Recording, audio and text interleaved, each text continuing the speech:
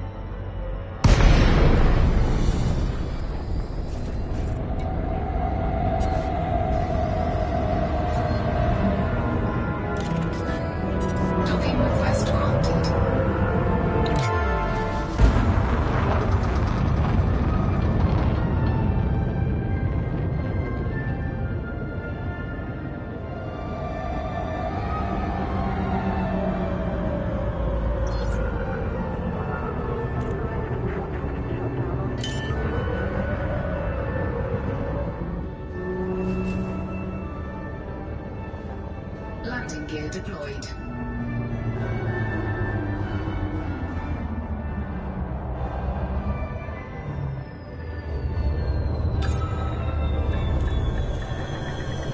Docking successful. Engines disengaged.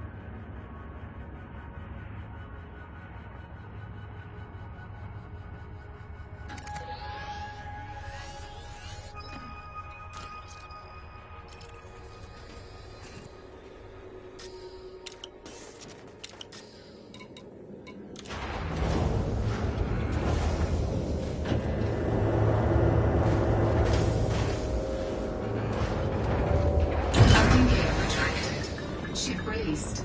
Engines engaged.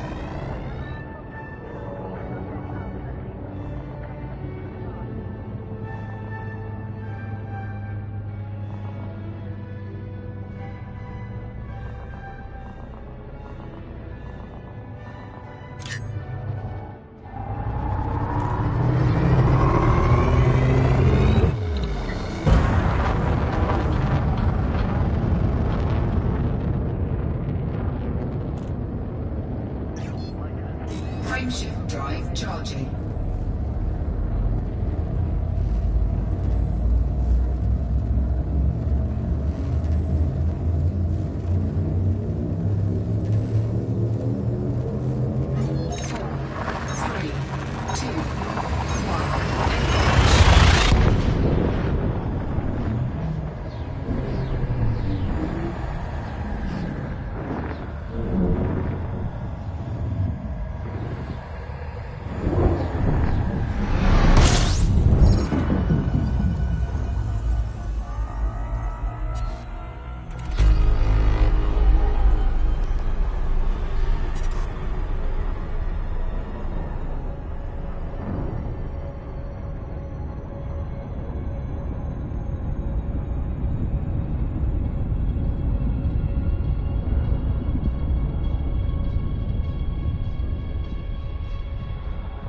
Frameshift drive charging.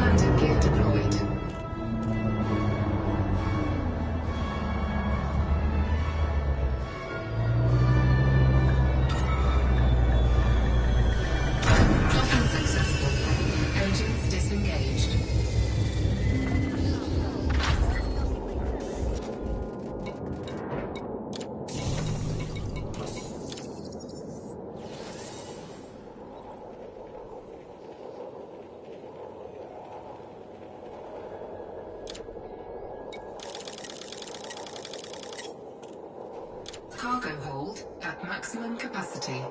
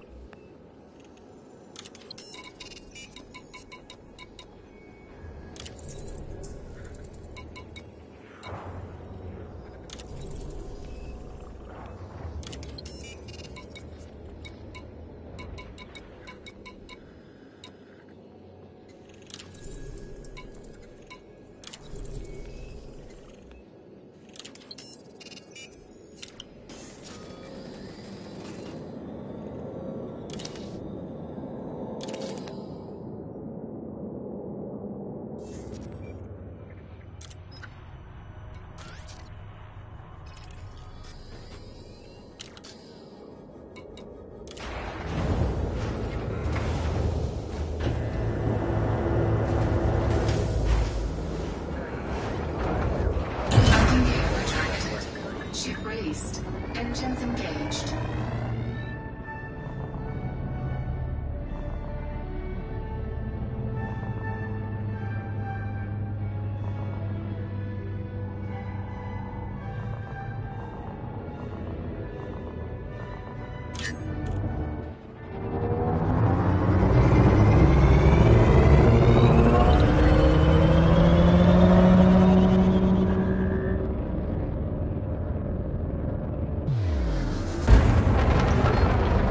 Frameshift drive charging.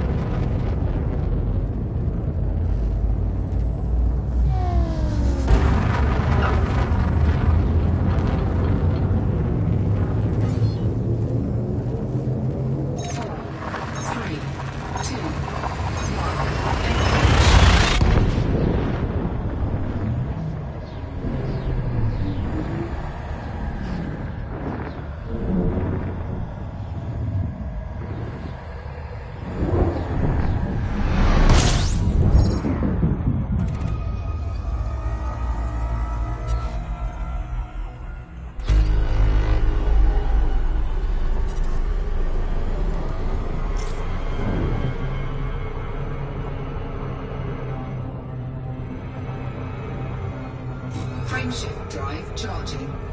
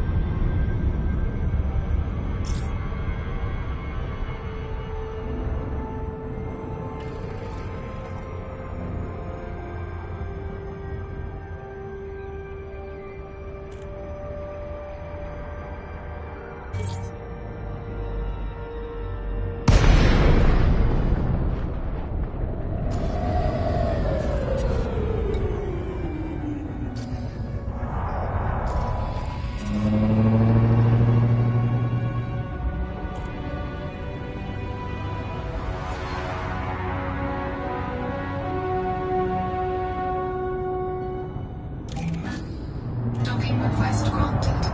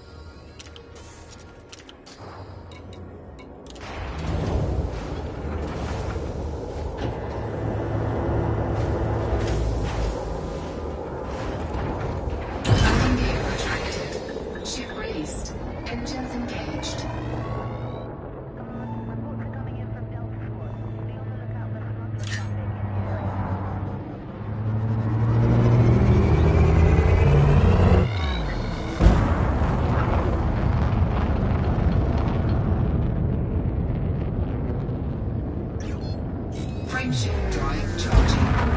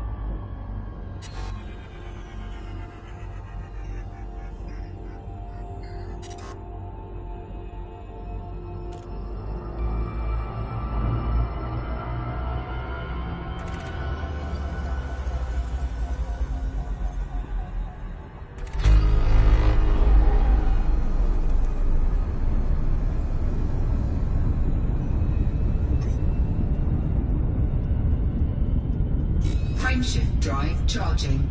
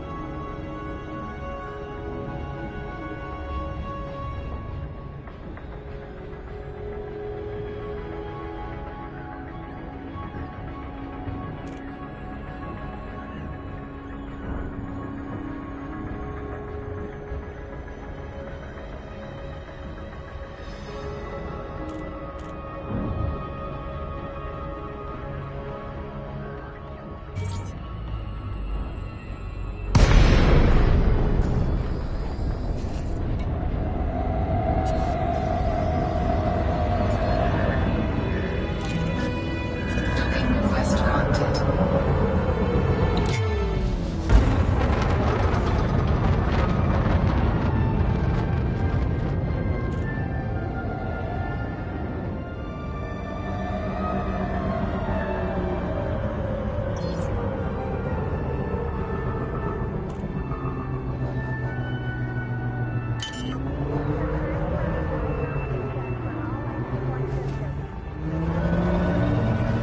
Landing gear deployed.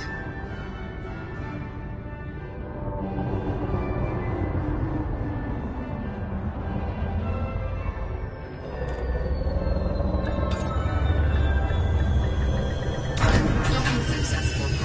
Engines disengaged.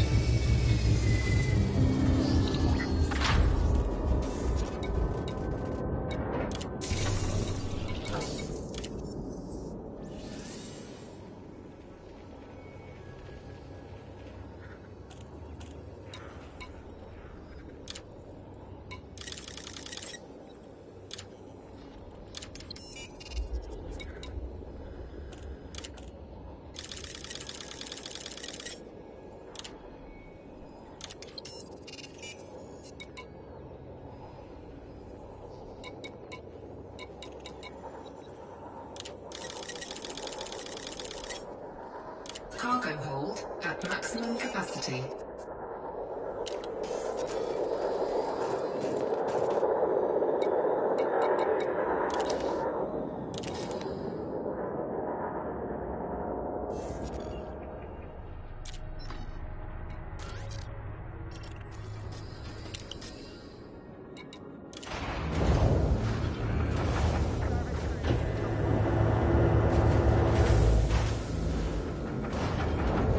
Landing gear retracted. Ship released. Engines engaged.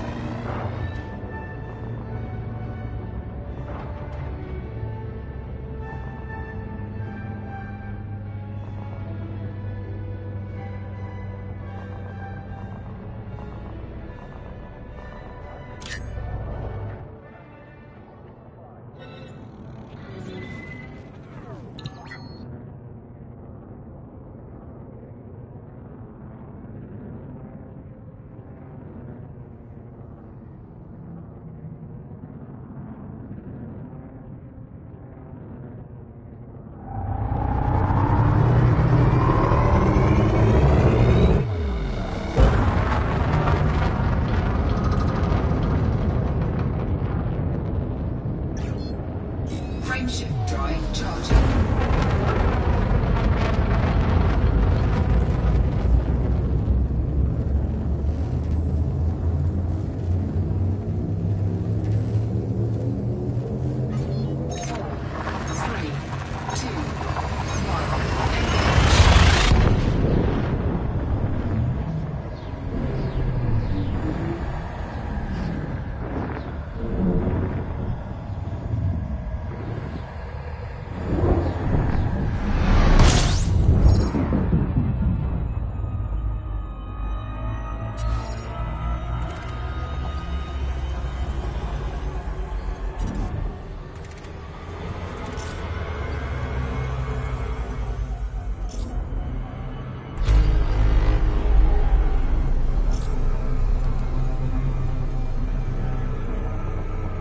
Frameshift drive charging.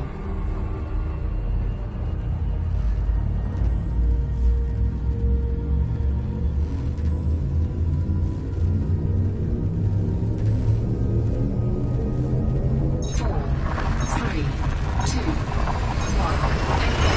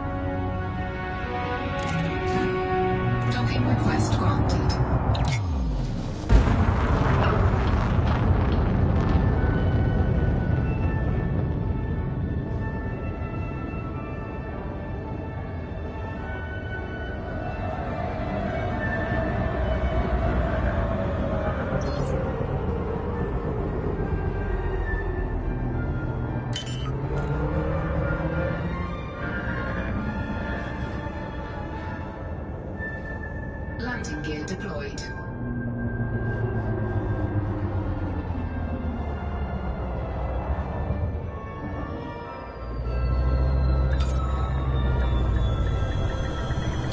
Docking successful. Engines disengaged.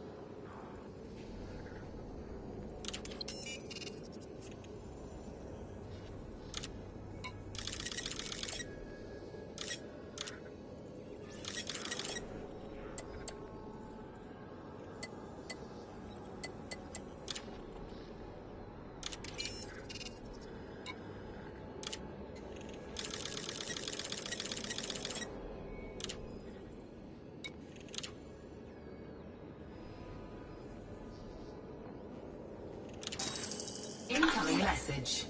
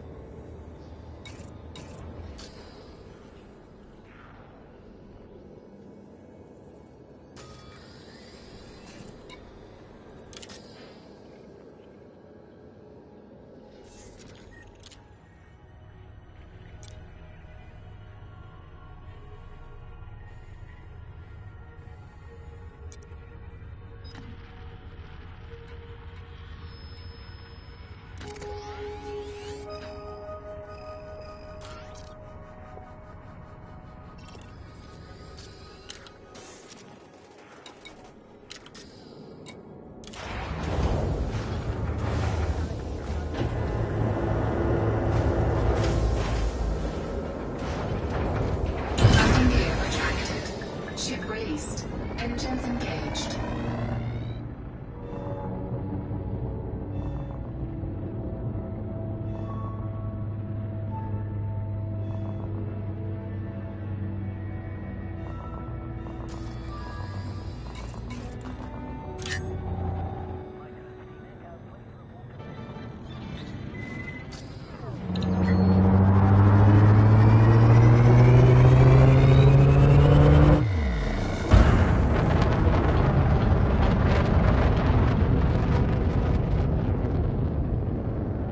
Frameshift drive charging.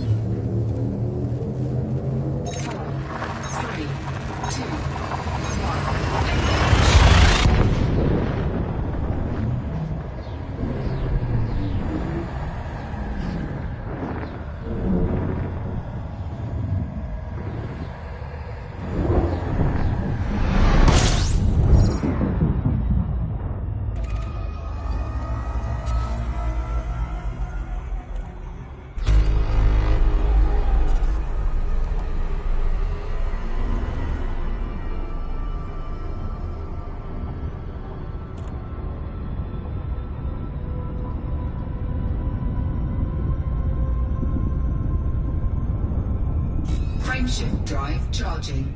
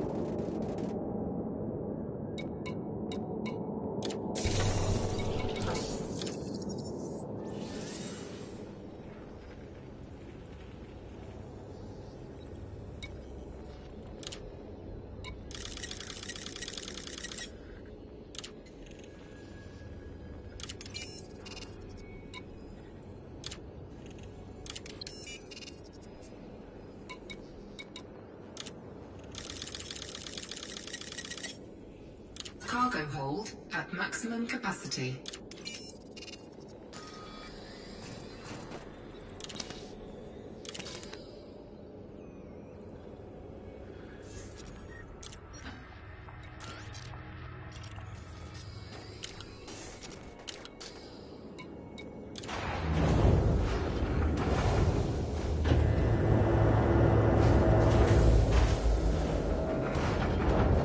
Landing gear retracted. Ship released.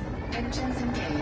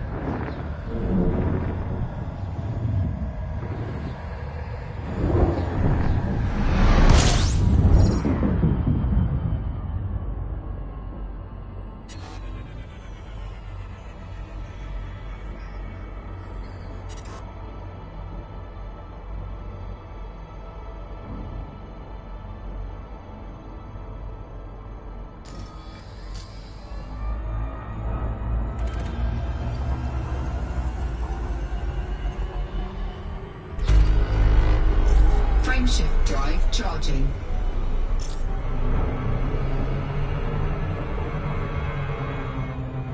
Frameshift drive charging.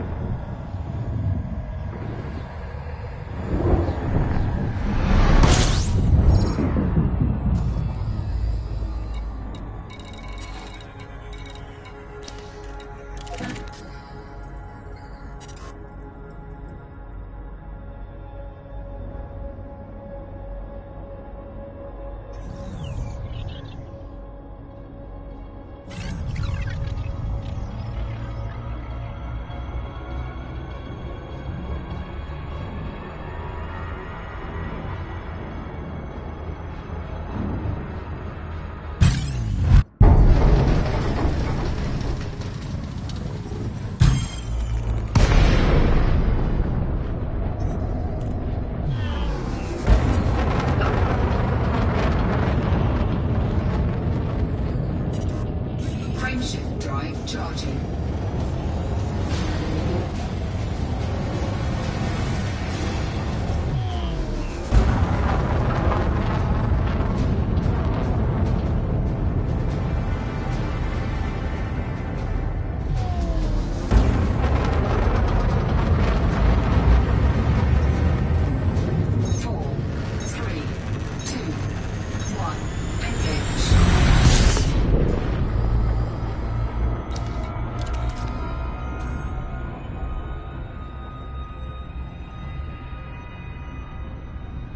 Incoming mission critical message.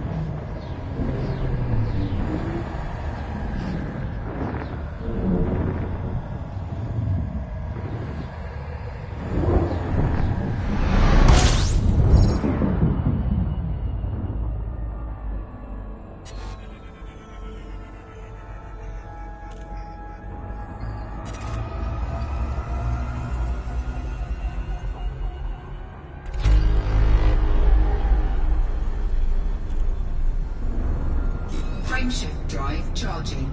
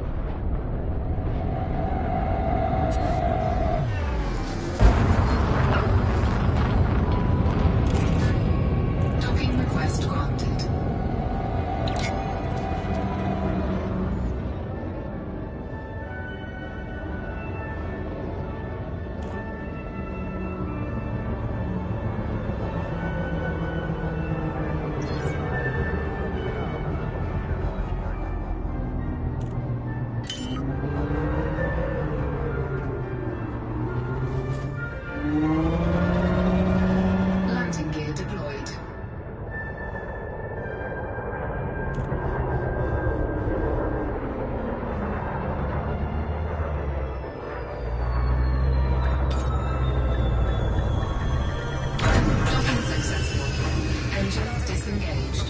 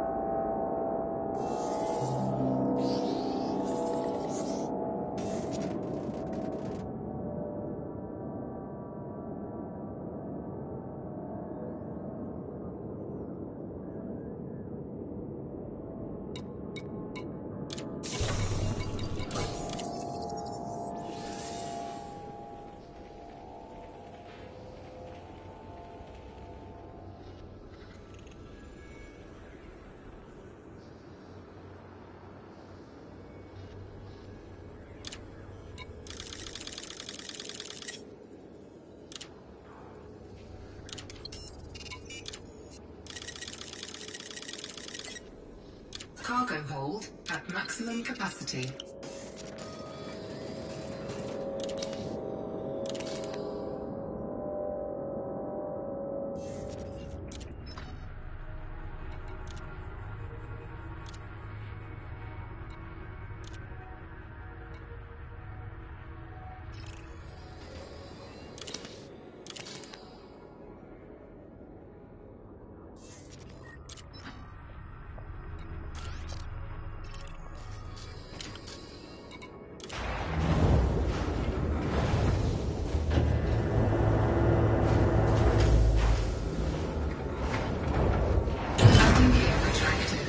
Ship released. Engines engaged.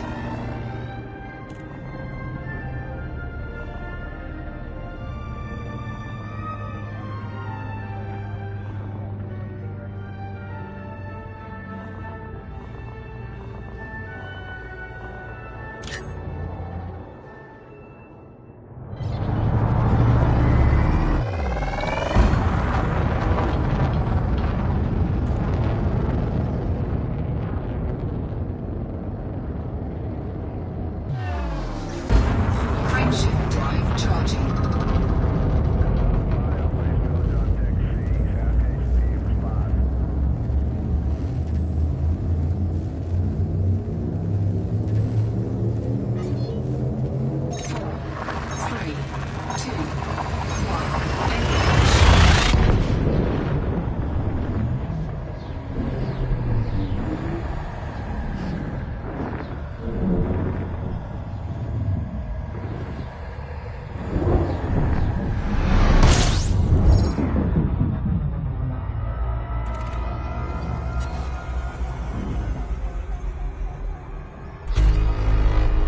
Frameshift drive charging.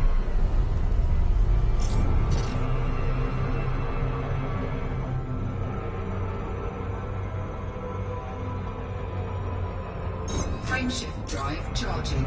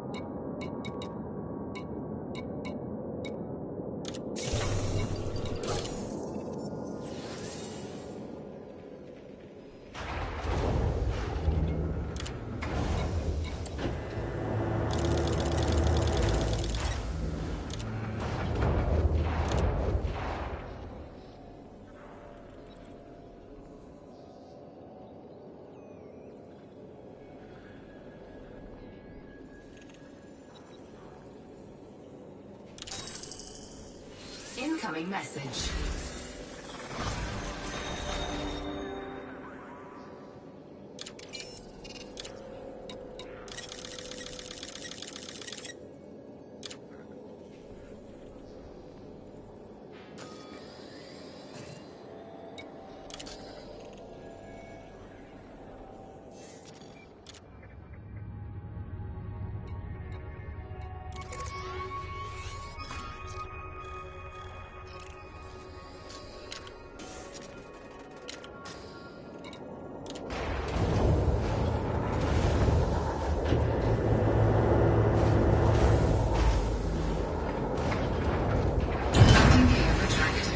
Ship released.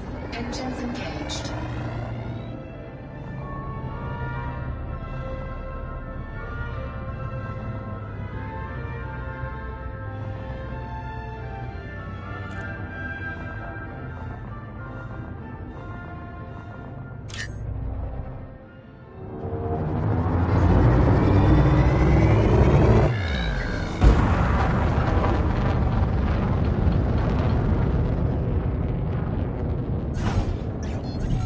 Frameshift drive charging.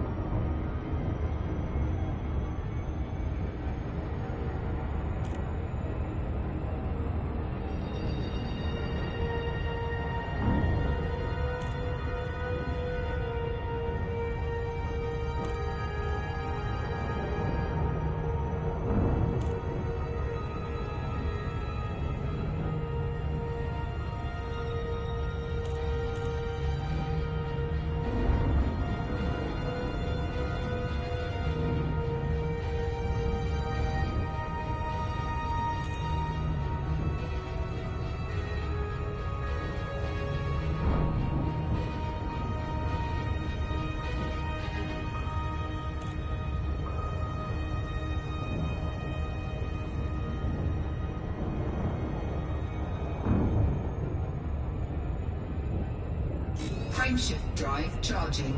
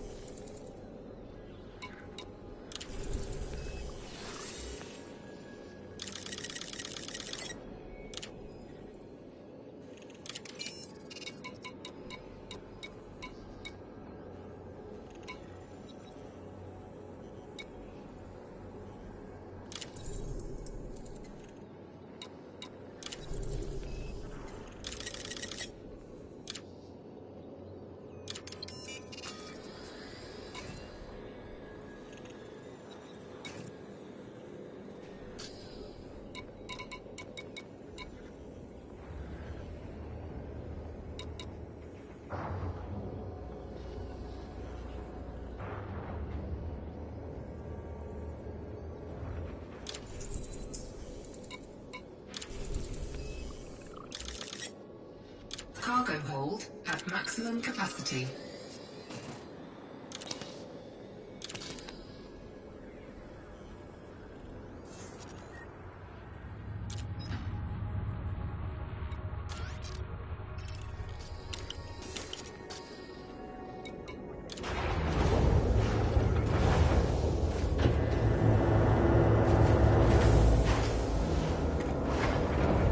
Landing gear retracted. Ship released. Engines engaged.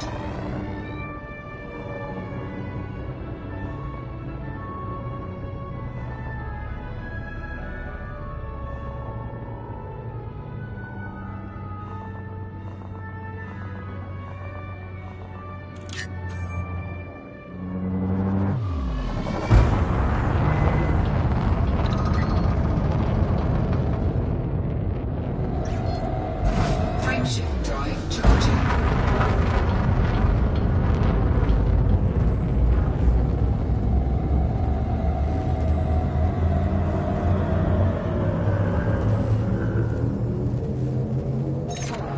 three, two, one. Engage.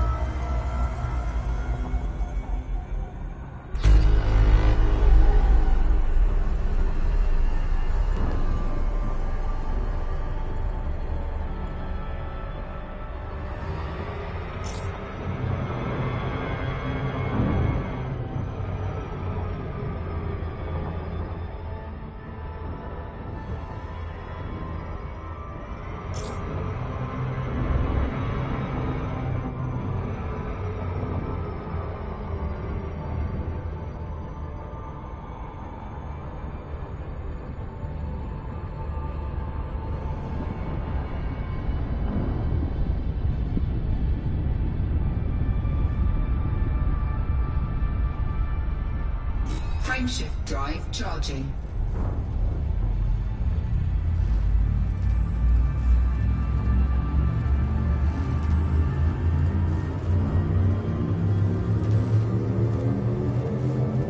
Four, three, two, one.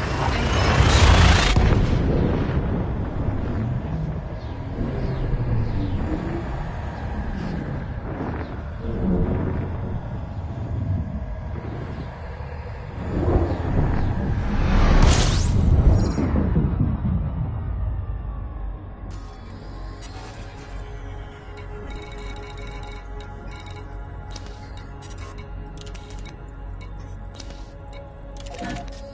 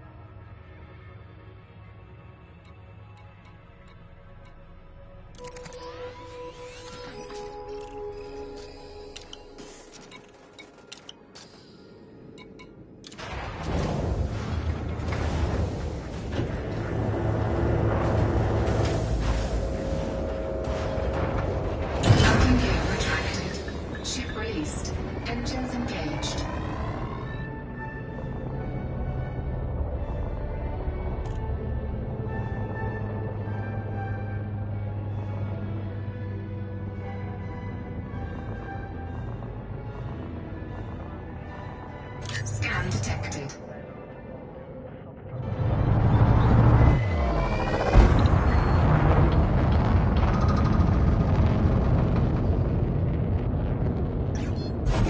Frameshift drive charging.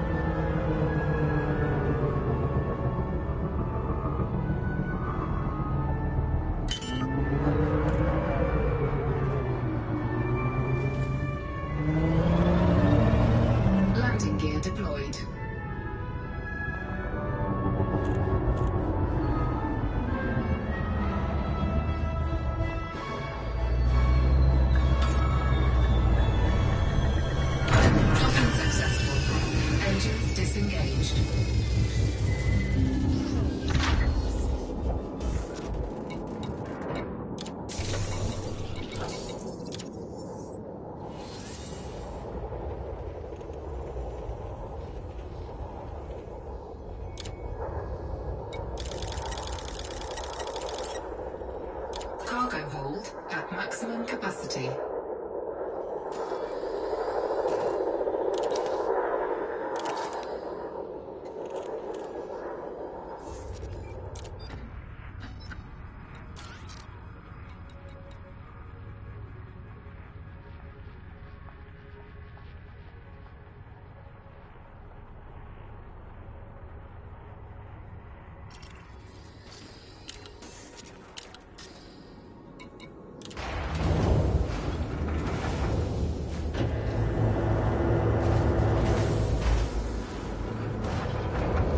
Landing gear retracted. Ship released.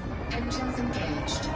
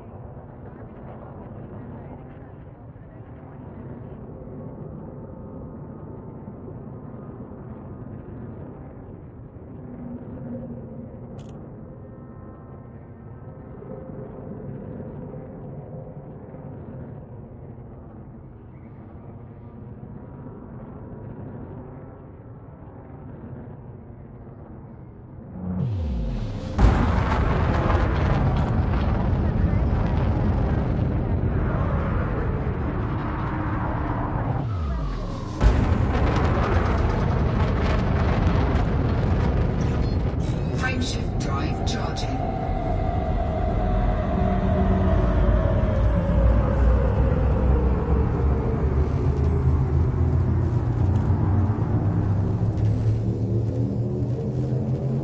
Ready to engage.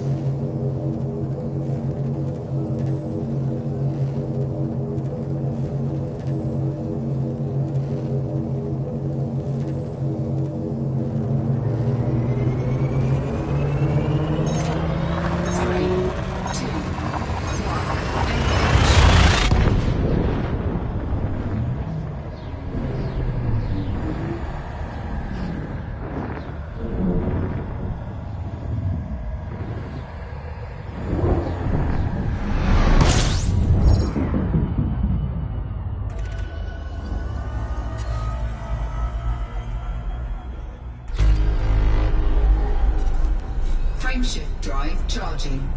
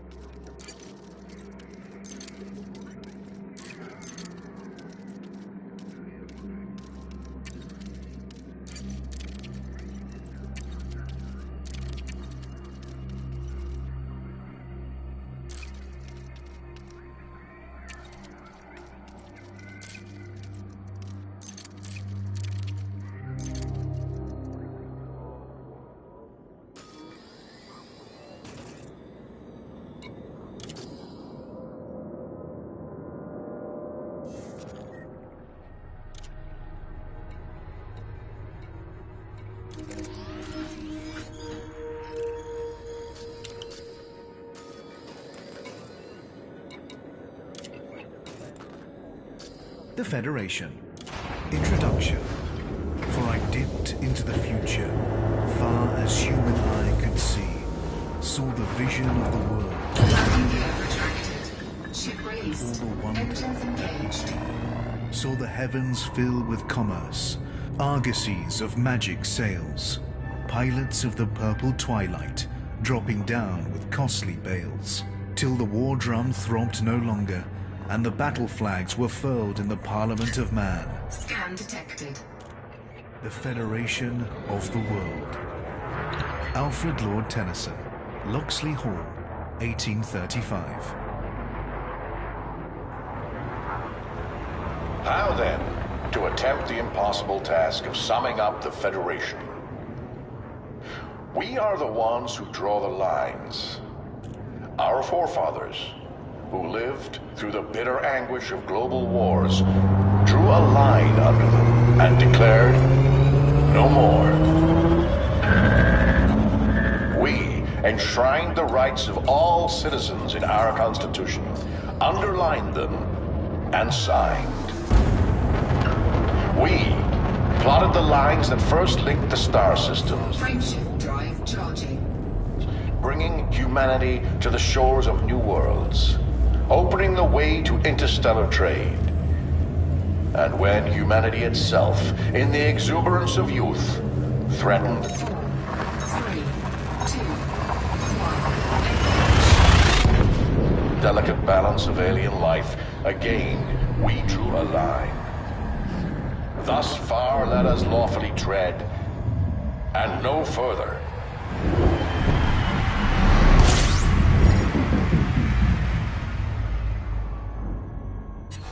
Isaac Gellin, Federation President. Inaugural Speech, 2862. The Federation is the oldest of the galaxy's three superpowers, a vast geopolitical entity reaching out from the core system of Sol and encompassing a broad socio-economic spectrum. Among the myriad federal star systems, one can find extraordinary wealth, crushing poverty, and everything in between. By contrast with the Empire, which offers a social safety net in the form of state-sanctioned slavery, the poorest members of federal society have no safeguards and no way out. For them, life on the graffiti-stained streets is inescapable, and the gulf between their lives and those of the super-rich could not be more insurmountable. At its best, the Federation embodies the values of its founding nations: Frameshift drive charging. democracy, industry, and liberty. But federal society can also be competitive and unforgiving. Corporations wield too much power. Politicians are often corrupt. 4, 3, 2, 1. And a sink or swim ethos prevails. The Federation. History. The nations of Earth united in the aftermath of war. After the devastation of World War III, the United States of the Americas rose to become the planet's dominant nation. Over the following years, it gradually brought the other nations of the world under its aegis. Called at first the Federation of the USA, the expanding democracy was soon given the less exclusive title of the Federation. Humanity reached for the stars. When faster-than-light travel became a reality in the 22nd century, several terrestrial corporations competed fiercely to establish the first human colony in a new star system. Tau Ceti was the first system to be colonized, followed by Delta Pavonis, Beta Hydria, and Altair. In their wake, there followed a wild scramble of pioneering expeditions and colonial ventures. The first colony rebelled. The year 2161 saw a dispute between the colony of Tau Ceti III and the Federation Authority, centered on the colonists' repeated refusal to limit the damage they were inflicting on the alien ecosystem. Earth dispatched a fleet with orders to revoke the colony's charter. The colony responded by declaring independence. A military stalemate led to grudging compromise, and the Federal Accord resulted, granting the system rights and representation along with concomitant duties. The Federation, born on Earth, was now an association of star systems. The birthright wars gave corporations preferential treatment. Starting in 2621, a group of corporations subjected the federal government to over a century of unrelenting pressure. They demanded the right to buy up underexploited colonial land from its hereditary owners. Under the terms of the original charters, the land belonged to the colonists and their descendants, regardless of their ability to mine, farm, or otherwise exploit it, meaning that immense resources were lying untapped. The corporations argued that with the machinery, workforce, and fleets at their disposal, they could tap those resources, the Federation would be enriched, the original owners would be compensated, and everyone would be satisfied. The Federation bowed to pressure and allowed compulsory purchase of the family's land, albeit for far less than the expected sums. Outrage, rebellion, and in one case, the defiant resettlement of an entire colony resulted. The Federation's detractors often point to this dark episode as indicative of its true nature, a mere administrative puppet bent to the will of rapacious corporations. The Federation. Society. A federated democracy. The Federation's legislative body is made up of congressmen elected to represent their system or state. Apart from the oldest core systems such as Sol, which encompasses multiple states, each star system within the Federation is considered a single state. New colonies do not qualify for full Federation membership until and unless they fulfill the development objectives set down for them. With self-reliance comes representation.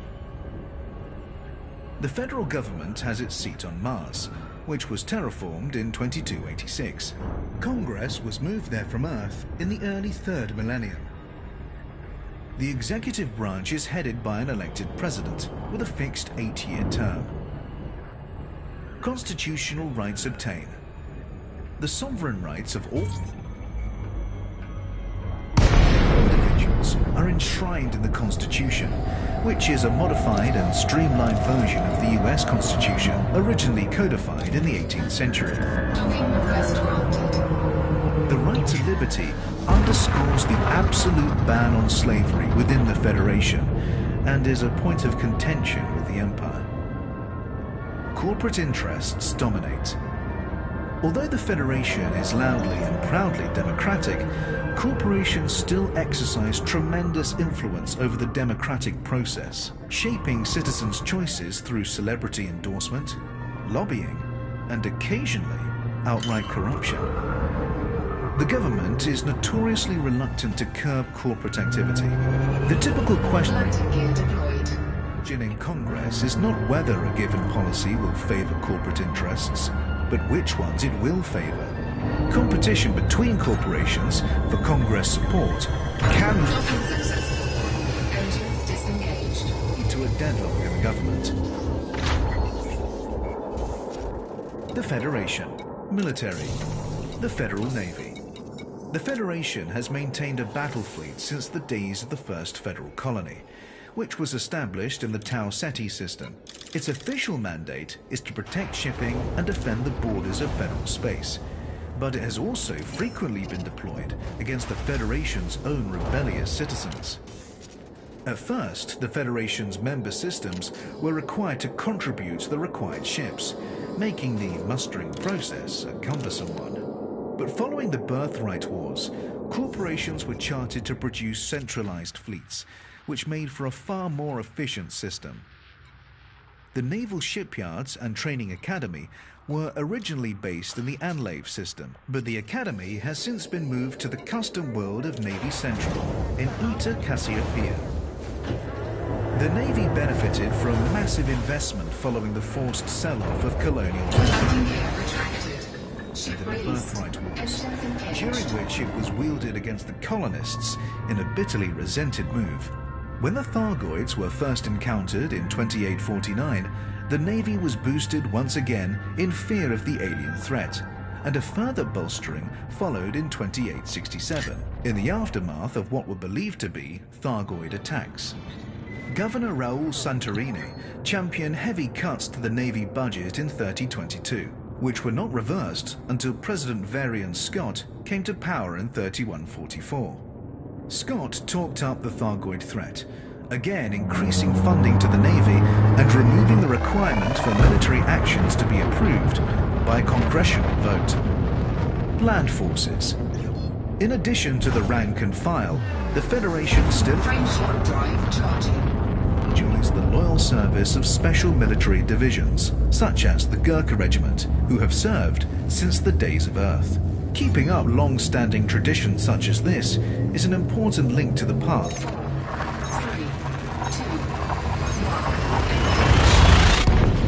1. for federal citizens. The Federation, culture and values. If you want to eat, you have to work. The Federation has no role for freeloaders. It has nurtured the core frontier values of self-reliance and entrepreneurship since its inception, and respects the self-made citizen. This insistence upon paying your way and pulling your weight also applied, notoriously, to the process whereby new colonies were established. Until a given colony was able to fulfill the development goals set down for it by the Federation, it could only ever be a dependency with no voice of its own. Given that the Federation's assigned Frameshift drive charging. goals could vary wildly from one colony to the next, this requirement frequently chafed with the colonists. While the Federation maintained that it was simply exercising flexibility, since no two worlds were the same, some colonies were tempted away to the Empire by the promise of being recognized as sovereign without having to jump through arbitrary hoops. Corporations took humanity into space. The Federation has never forgotten the role played Frameshift drive charging. by private enterprise in the initial migration from Earth. Corporations enjoy substantial freedom and influence under the Federation, so much so that it often seems they are the powers truly running the 4, 3, 2, 1. No. Federal citizens can be as passionately loyal to their corporations as they would be to a family or clan group. And it is common for successive generations of a given family to serve the same corporation. Harvest the limitless riches of space, but respect non-human life. The Federation and the Empire have hugely differing views on the primacy of humanity in the cosmos. While the Federation insists that its colonies treat indigenous non-human life with care, the Empire typically takes a more human-centric approach. This attitude has allowed the Empire to poach several developing Federation colonies who felt themselves hamstrung by ecological regulations. Wealth is freedom. Federal citizens actively embrace corporate culture, expressing their identity through brand choices and media consumption. The Federation. Diplomatic relations. The Empire. In 2292, a group of colonists established a settlement on Achenar 6D, chosen for its remoteness. The original intent was merely to live free from interference, but autocrat Henson Duval rapidly took control of the colony and had himself proclaimed emperor. The Federation attempted military reprisals, partly due to the nascent empire's insistence on independence, but faced a harder fight than they had expected and were held at bay. Over the next 50 years, the empire expanded to many other worlds. The Federation's relationship with the empire is one of entrenched mistrust, stemming from irreconcilable ideological differences, mollified somewhat by the corporations, which have a presence in both territories, and thus act as a stabilizing influence. Outright hostilities between the powers, when they occur at all, are usually conducted through proxy forces. The Alliance. In 3228, the federally aligned corporations supplying the Alioth system attempted to raise their prices, leading to a citizen rebellion. Several independent systems assisted the rebels. Neither galactic superpower was able to suppress the revolt. The Empire was too far away to intervene effectively, whereas the Federation was hampered by unexpected public sympathy for the rebels. The Alliance of Independent Systems, founded on Alioth in 3230, drew in new members over the next 20 years. some were already independent, while others defected from the Federation or Empire. In order to keep more worlds from defecting, the Federation was forced to reform the process whereby colonies could achieve full federal membership. So far, it has only managed to slow the loss of worlds to the Alliance, and has yet to take it back. The Empire. Introduction. What a piece of work is man, how noble in reason, how infinite in faculty, in form and moving, Docking request granted. how express and admirable, in action, how like an angel, in apprehension, how like a god, the beauty of the world, the paragon of animals. Shakespeare, Hamlet. Landing gear deployed. When our ancestors departed Earth, they asked themselves, which of our achievements represents the best of humanity, that we may bring it with us to illumine the diamond? Docking successful. Engines disengaged. The Federation, embroiled in a world of contracts and petty bickering, chose their constitution. They placed their trust not in man himself, but in an imperfect work of man. But my ancestor, your first emperor, was wiser. He knew that the best achievement of humanity was humanity itself. There was more wisdom in a single nucleotide of his noble DNA than in all the Federation's written texts. That same wisdom still guides us now. We need no dusty documents to assert our right. We are human, born to rule. And the universe awaits the firm hand of our governance. Emperor Trescan Duval II. Undelivered draft speech written immediately before his sudden and unexplained death. The Empire, while younger than the Federation, is easily the equal of its historic rival in terms of scale and resources. The key social distinction between the two powers is that slavery in the Empire is legal. Landing gear retracted. Shift Fact that released. has remained a source of controversy since its inception, both within the Empire and without. Some observers have pointed out, however, that conditions for those at the lowest levels of federal society are far worse than those experienced by imperial slaves.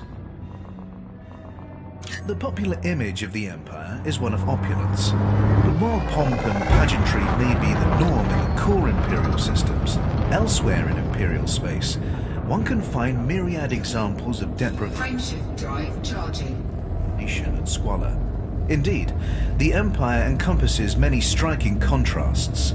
Sophisticated technology exists alongside an ancient Roman system of government, and the affluence of the 4, 3, 2,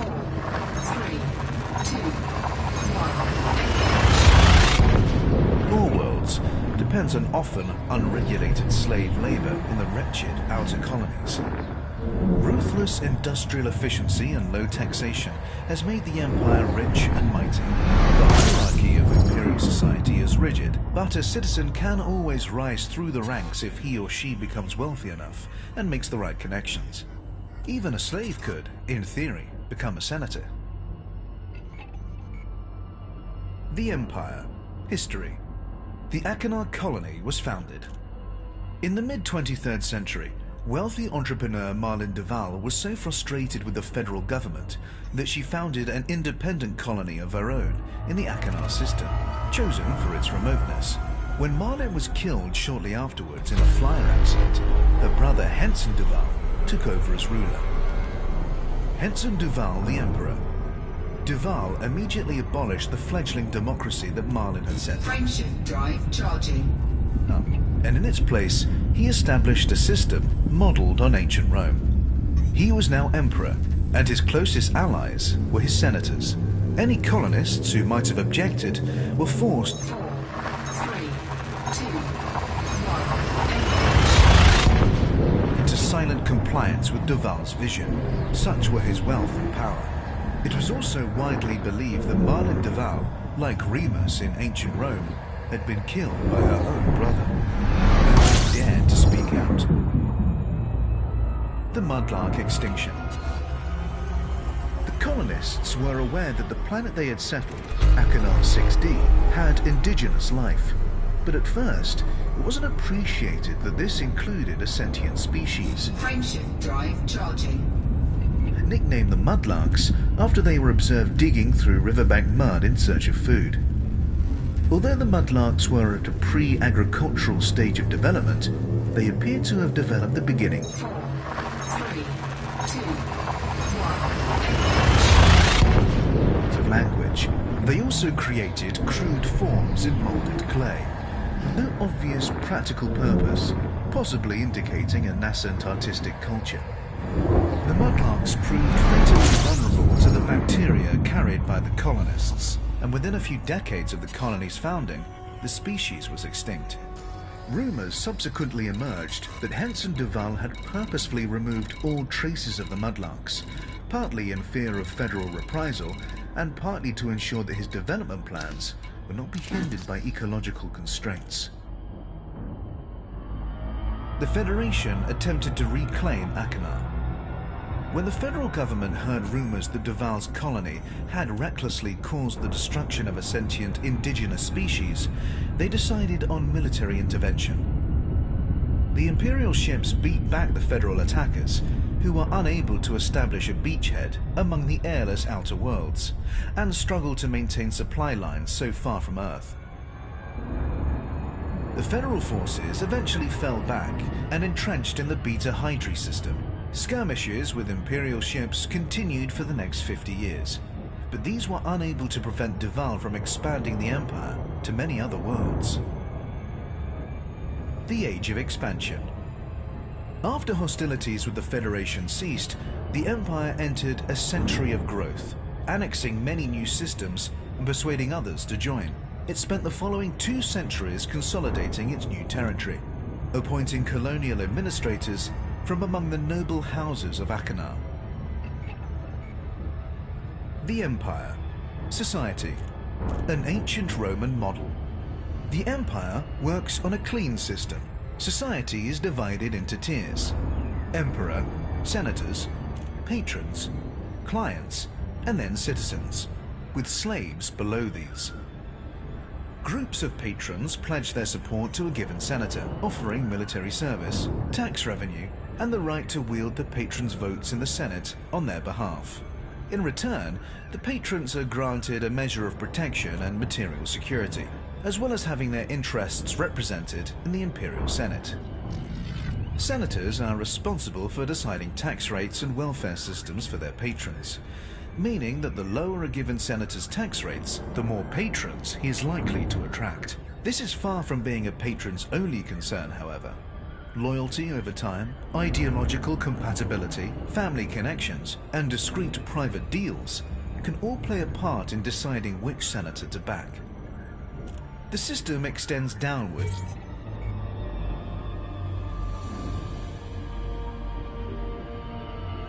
The tiers in a similar fashion, with clients pledging themselves to given patrons, and citizens pledging themselves to given. DeLacy, Mike, Romeo, Sierra, welcome to this federal facility. Please observe all standard docking procedures. Okay, Clients. Commander, proceed to landing The pad votes held by the 1-4. patrons Automated docking confirmed. actually comprise the total votes of all the clients pledged to them. Similarly, the votes held by those clients comprise the total votes of their pledged citizens. Patrons are therefore capable of investing variable degrees of power in their chosen senators, with the result that some senators are more powerful than others. Senators are responsible for those below them, meaning that everyone has a form of social security, at least in theory. Indeed, many senators take pride in the security they offer their citizens. Some Landing gear deployed.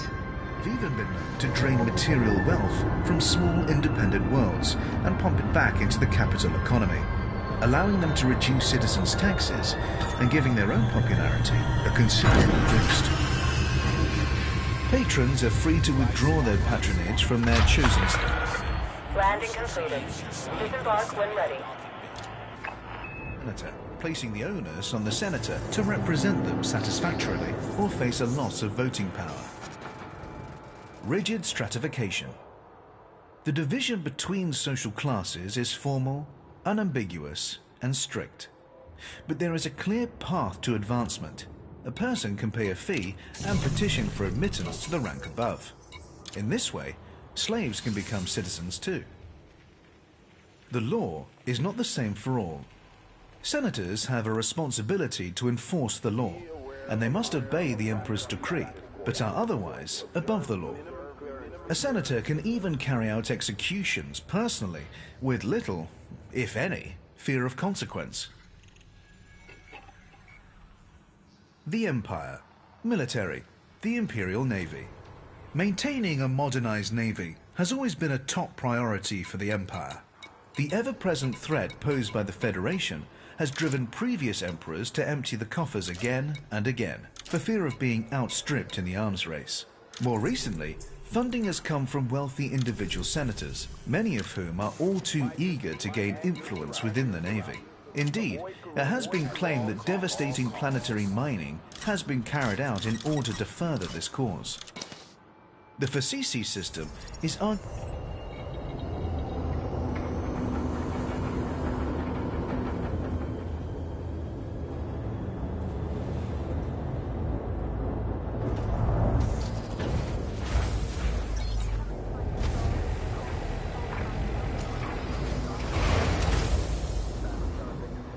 arguably the most significant imperial naval base. Many officers are housed on the world of Topaz, while Peter's Wreck is home to the training centers. As well as the battle fleets, the Imperial Navy maintains a subdivision dedicated to exploring the fringes of known space. The Emperor's Own. Genetic engineering is not officially tolerated, but it does sometimes take place. One notable example is the Emperor's Own, a group of genetically engineered super soldiers deployed during the shock invasion of Mansfield Colony in the Leadler system in 2959. They proved brutally efficient, overrunning the Federal defenses in a mere 2 hours and inflicting a rare defeat upon a Federal Gurkha regiment.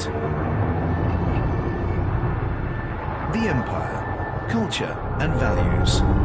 The human body represents perfection. This belief, once held with near religious intensity, still forms the bedrock of the Empire's culture and morals. Genetic modification is frowned upon, but a degree of genetic correction is known to take place, supposedly to correct defects such as vulnerability to certain diseases. The belief in the sanctity of the human body originates with the first emperor, Henson de Val. While he did not claim to be literally descended from the gods in the manner of Roman emperors of old, he declared that his own image was the paradigm to which others ought to aspire. Households across the empire were required to display a statue or bust of the emperor in a place of honor. Frameshift drive charging. Imperial citizens are therefore expected to shun habits that corrupt or defile All clear. FFC signing off. the human body, such as excessive indulgence 4, 3, 2, 1. in narcotics. The ownership of slaves, by contrast, is tolerated in the same way that the ownership of any beautiful work of art is tolerated. Mistreatment of slaves is thus akin to Incoming mission critical message. keeping one's own body in peak condition and adorning it with jewels and expensive clothes is not vanity, but duty. And owning well-treated slaves is also considered a sign of good character. Fuel scoping. The Emperor's Fuel scoop disengaged. word is supreme.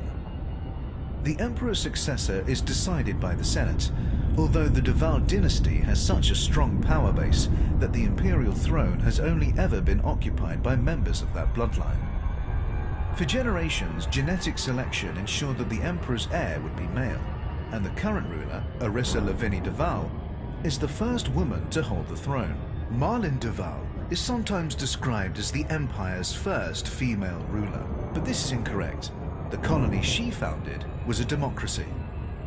Honor is everything. The value placed on honor is a constant throughout all tiers of imperial society. Honor can be lost through various means, including leaving debts unpaid, failing to respect a superior or provide for a dependent, breaking a solemn vow, conducting combat with cowardly weapons such as nerve gas, and defiling one's own body. Slavery is acceptable, but slaves must be well treated.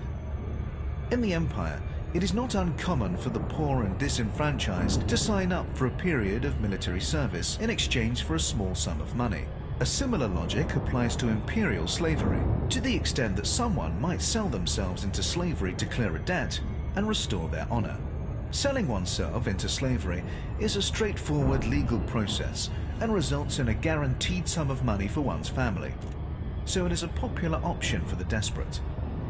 In practice, however, many find that it takes much longer than expected to clear their debts. People are also forced into slavery against their will. Sometimes a senator will sentence a person of lower rank to be stripped of citizenship and designated as a slave. But it is more common to impose a fine of such magnitude that the citizen has no recourse but to sell his or herself into slavery. Slaves may also be taken prisoner following a conflict, abducted from their home, or even captured in a hijacking. While trading slaves is lawful everywhere in the Empire, except on Emerald, taking new slaves outside of wartime is illegal without the blessing of a senator. The Empire. Diplomatic relations. The Federation. Resentment of the Federation runs deep in the Empire. The superpower is remembered as an oppressive, interfering force that hypocritically avoids inflicting the slightest harm on non-human life, but thinks nothing of forcibly imposing its values on its fellow humans, and lacking the freedoms and social customs that the Empire values so dearly. While open hostility has frequently been the case in the past, the current situation is one of grudging coexistence, beneath which mistrust simmers.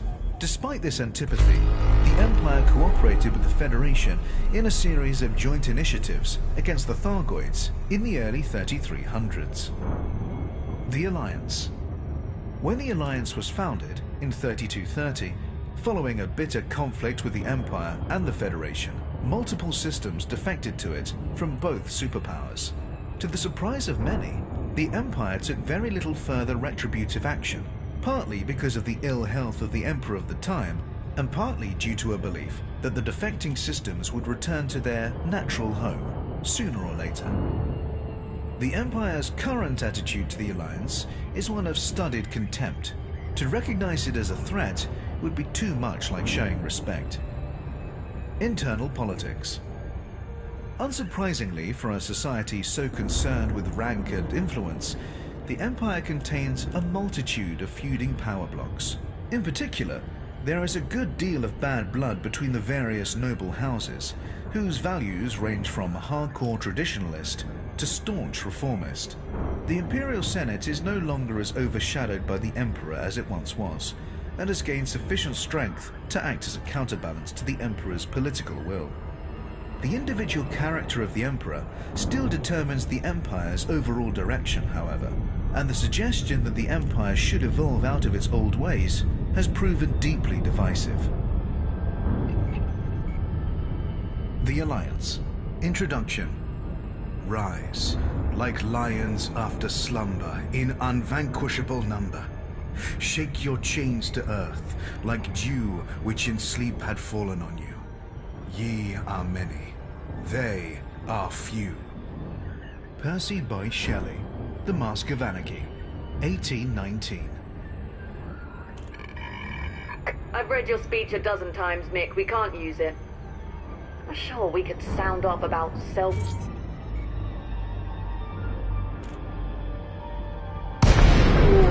freedom from tyranny and the dignity of the working man/woman, and the young hotheads would lap it up like they all... DeLacy, Mike, Romeo, Sierra, submitted docking request and a landing pad will be reserved for you, Commander. Access approved. saying Proceed to landing we pad don't need 3-6. that Assisted docking initiated. stuff. But we mustn't forget it's just marketing. A shiny wrapper. It's not enough. If we're going to make the alliance of independent systems happen, we need more than tub-thumping speeches from a war hero.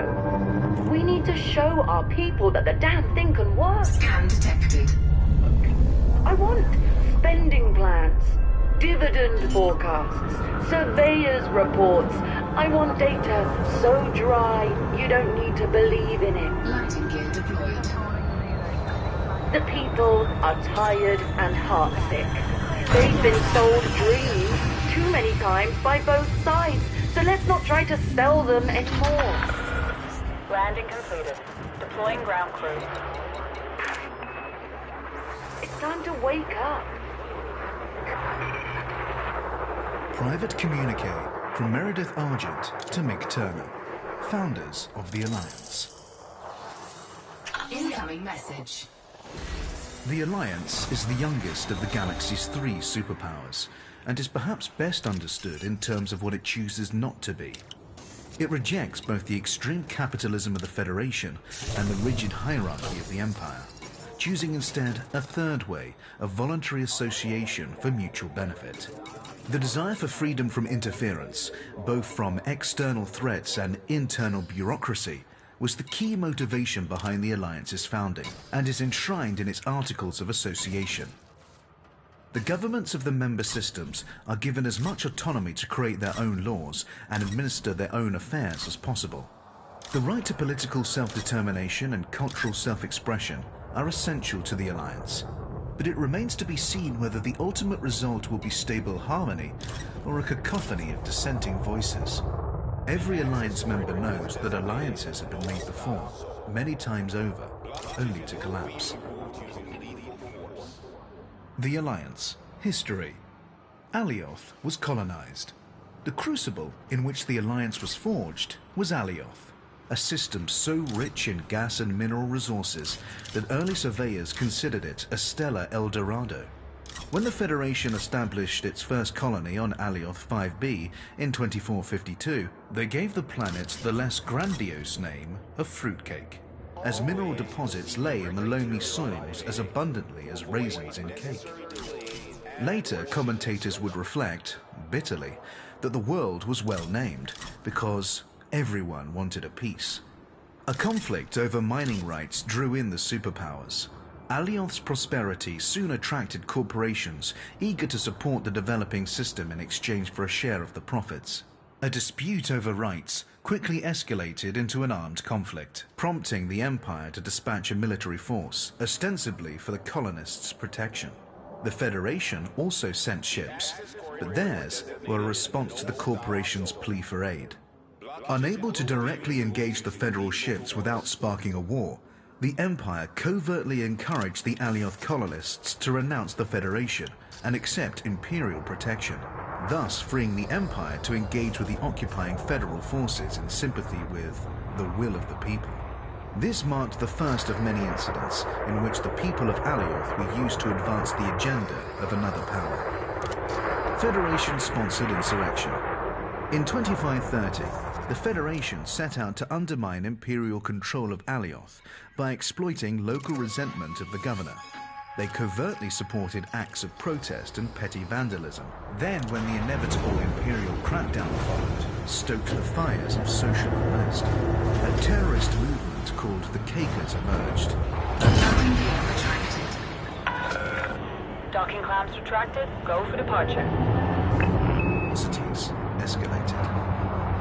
The years that followed saw a protracted and degrading series of proxy wars and cynical propaganda campaigns as the Federal, Imperial, and corporate powers all contended for Alioth. The system made an abortive attempt to establish its independence in 2617, resulting in a short-lived cooperation between the Empire and the Federation, neither of which were willing to allow this. The Revolution. In the early 4th millennium, both the Federation and the Empire had a presence in the Alioth system. Fruitcake now known as Gordon World, was a federal protectorate, while the Empire had earlier conducted terraforming experiments on the world of New California and also held gas mining platforms in the system. The federal corporations supplying New California had raised the prices of their goods several times in the previous years, and when they imposed yet another price hike, the planet's inhabitants revolted. In the insurrection that followed, rebels commandeered any available ships and headed out to the gas mining platforms, where they attacked the outpost's corporate employees. Alarmed, the Frameshift drive charging. Empire and the Federation dispatched ships to put down the rebellion, but were beaten back by a hastily assembled force made up of fighters from Alioth and, crucially, volunteers from near 4, 3, 2, 1. by independent systems. Neither the Empire nor the Federation were able to gain a foothold, and eventually both forces had to withdraw. The Empire faced too many logistical problems fighting so far from home, while the Federation's efforts were undermined by public sympathy for the rebels. An alliance was brokered. The victory in Alioth had proven that independent systems working together could hold their own against the superpowers. It fell to pilot Mick Turner and scientist Meredith Argent to ride the wave of public spirit and propose a permanent alliance under whose aegis independent systems could enjoy freedom from imperial and federal interference. The alliance was founded in 3230, and in the next 2 decades it expanded its membership to more than 20 systems, some defecting from the Federation and the Empire, others pledging as independents. The Alliance. Society. Many worlds, few rules, no overlords. The Alliance's Articles of Membership are designed to unite the member systems with strong, straightforward bonds that allow as much self-determination as possible.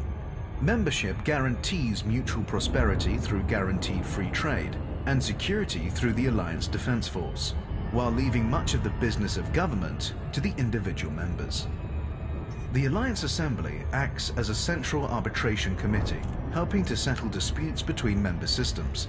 It also oversees formal arrangements between members, such as treaties, research goals, and mutually agreed policies. As no one system can be allowed to carry more weight than another, the Assembly frequently finds itself bogged down in endless back-and-forth negotiations. Getting them to agree on anything is a task often compared to herding linglangs, notoriously ill-tempered carnivores from the Achenar system. A body of civil servants who remain uninvolved in politics handle most of the day-to-day administrative work that enables the Alliance to function. Conditional autonomy for member systems. Alliance members are required to subscribe to and uphold a code of human rights, and to have a democratically elected government. Citizens of any member state have a right of freedom of movement and residence within any other member state. Furthermore,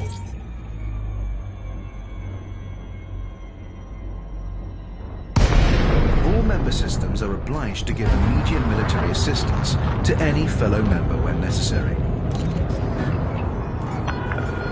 DeLacy, Mike, Romeo, Sierra, it's a pleasure to have you at this federal station, Commander. Access granted. The Proceed to Alliance. landing pad Military. 1-4. The Assisted docking initiated. Alliance Defense Force. While each Alliance member system maintains its own navy, all members are required to commit ships and crew to the Alliance Defense Force.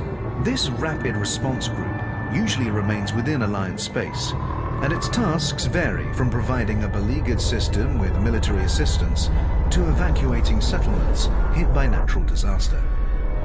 A 6-member Council of Admirals oversees the Alliance Defense Force. It is accountable to the Assembly, but does not Landing gear deployed. require its approval before taking action. This freedom of decision-making prevents urgent military action being delayed by tedious debate. The Alliance. Culture and values. Cooperation, mutual aid, tolerance, and respect. Docking Docking completed. Deploying ground crew.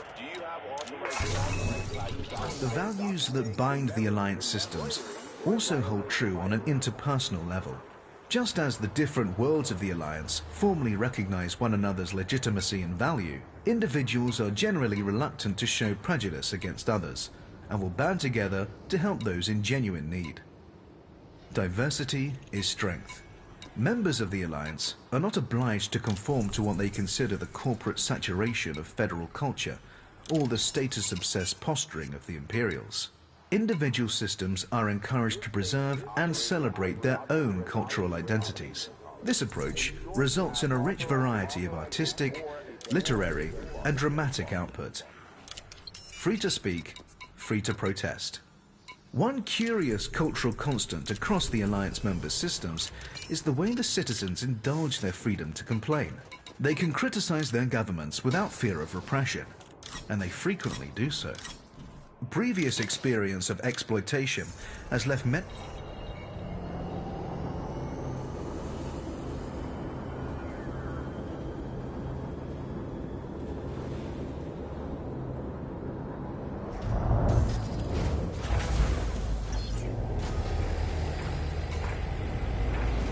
citizens cynical, but possessed of a certain mordant humor and a willingness to take life as it comes.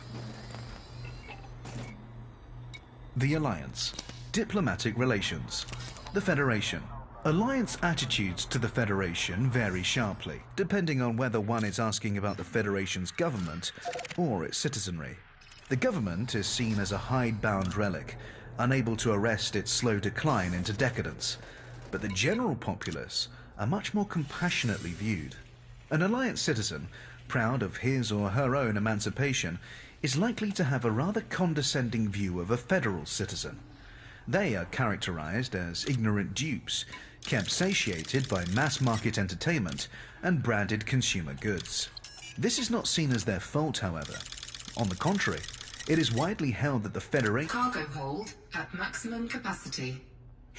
and the corporate barons deliberately keep the people in this servile state.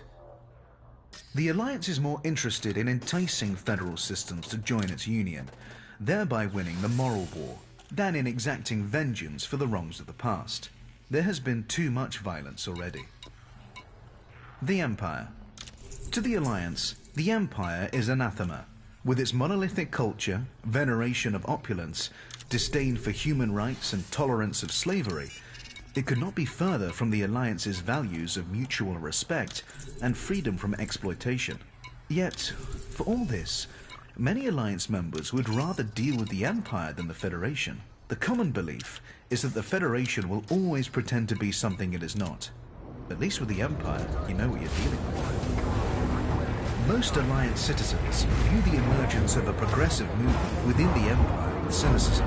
Everyone knows that the Empire is incapable of changing its ways. The whole imperial social model is an Docking imitation clamps of the retracted. past. Go for But some departure. in the Alliance, nevertheless, welcome the ascension of the first female emperor. The edifice may not be about to crumble, but such a profound change cannot be ignored. Have you checked your bay number? The Thargoids. Human-Thargoid contact. The Thargoids are a non-human race with a history of hostility towards humanity.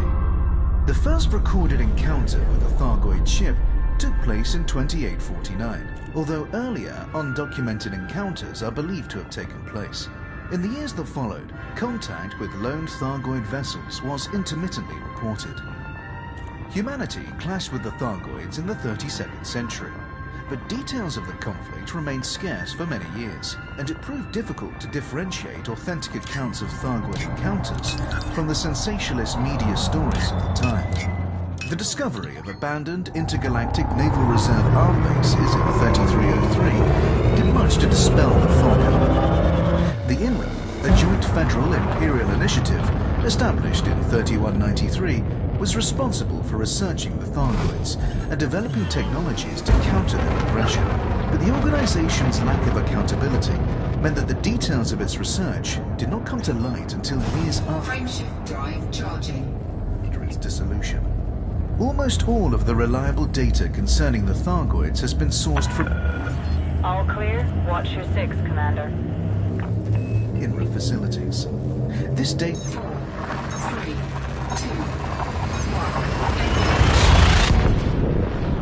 1. originally deemed highly confidential, was declassified in 3304, following a resolution from the federal government and an imperial decree. Some controversy over the backing and funding remains, however.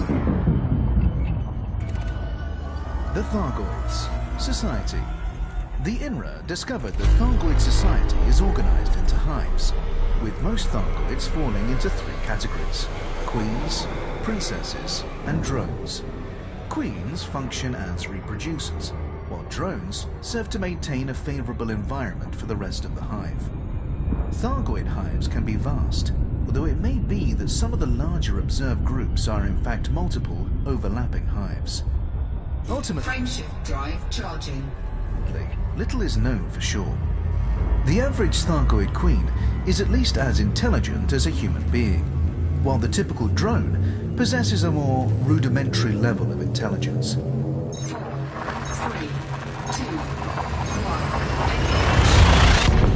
1. Existing evidence suggests that queens have extremely long lifespans, living for hundreds or even thousands of years. The variable size of a queen's neurocraniums suggests this might be the age. Little is known about the precise nature of Thargoid reproduction, but it is likely that queens can reproduce both sexually, with other queens, and asexually. It is thought that the latter method produces drones, while the former produces a new queen. Analysis of Thargoid specimens led some INRA researchers to believe that a new queen, or princess, becomes a full queen only once it has produced drones of its own. Significantly, queens are believed to be single-sex. The Thargoids' ability to reproduce asexually means that their populations can expand incredibly quickly, but it is thought that they deliberately restrict the size of the populace so as not to deplete all available resources. There is evidence to suggest that this is sometimes achieved by culling older drones. INRA testing indicated that queens perceive drones as entirely expendable, presumably due to the ease with which they can be replaced. Indeed, a Thargoid queen appears to give no more thought to the loss of a drone than a human would an eyelash. The Thargoids. Communication.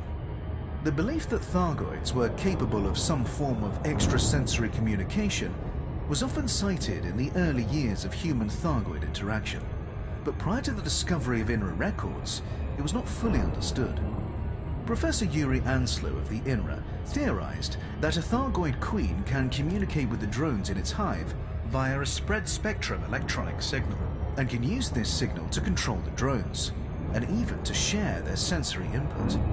Studies of battlefield footage certainly suggest some kind of near-instantaneous communication among Thargoids, and the presence of low-level radio noise in areas occupied by Thargoids indicates that they do indeed communicate via short-range electronic signals. Professor Anslow went on to claim that a queen could effectively see and hear through its drones, but her contemporaries were skeptical, dismissing the assertion as baseless. Professor Ishmael Palin, one of the galaxy's foremost experts on the Thargoids, has even gone so far as to denounce Anslow as a glory hound. Thargoids have been known to make staccato clicking noises with their mouthparts when in the presence of humans, punctuated with occasional hisses and buzzes. They've also been observed directing such noises at one another, albeit much less frequently. Professor Albert Tesreau, a founding member of the Joint Superpower Initiative, AEGIS, and a specialist in interspecies communication, has studied INRA audio logs and suggested that the sounds probably represent some kind of language due to the repetition of certain sound combinations. It is unclear why the Thargoids would sometimes choose to communicate with each other vocally, given their capacity for extrasensory communication. Professor Anslow suggested that the sounds could be designed to intimidate enemies or opponents, noting that Thargoids often produce them prior to combat. Thargoid ships have been observed emitting a complex array of sounds, and in some cases subtly changing color. The exact meaning of these behaviors has not been determined, but they appear to correspond to different emotional states. What is not known is if these sounds are produced by the pilot and amplified by the ship, or emitted by the ship itself. If the sounds originate with the pilot, it would suggest some kind of physiological connection between pilot and vessel. Given the sophistication of Thargoid bioengineering, however, it is possible that the sounds come from the ship itself, and that Thargoid ships are able to feel and communicate to a limited degree. The hulls of Thargoid ships are typically emblazoned with one of several symbols, the meaning of which is unknown. Some have theorized that they could denote membership of a particular familial group, or possibly be an indicator of rank. The Thargoids. Physiology. Human understanding of Thargoid physiology is far from complete, but recovered INRA data has offered some insights into their nature. INRA records describe the average Thargoid as physically larger than a human being, and generally insectoid in appearance. Thargoid biology is carbon-based, using an RNA-like encoding for biological information, but Thargoid chemistry is based on ammonia rather than water.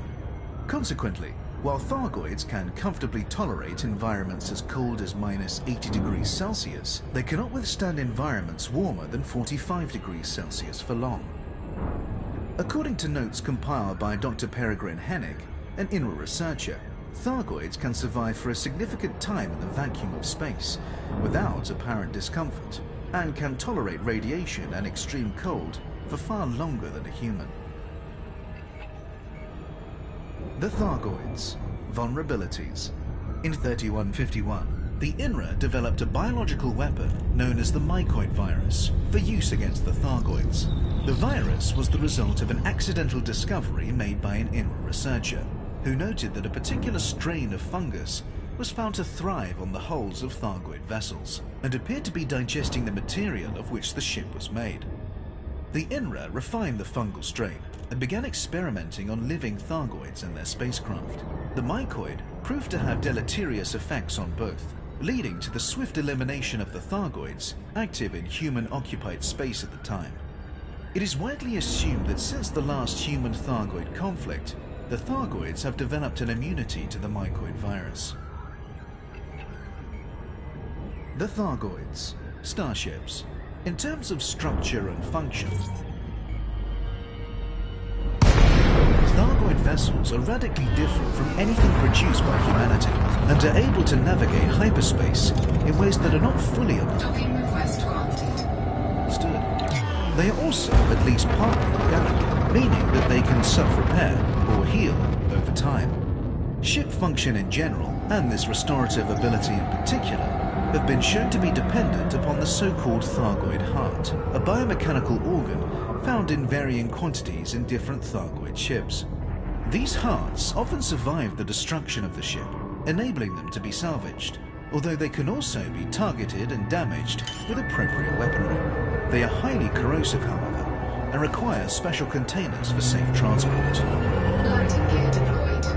Thargoid vessels that have sustained combat damage exhibit scar-like patterns.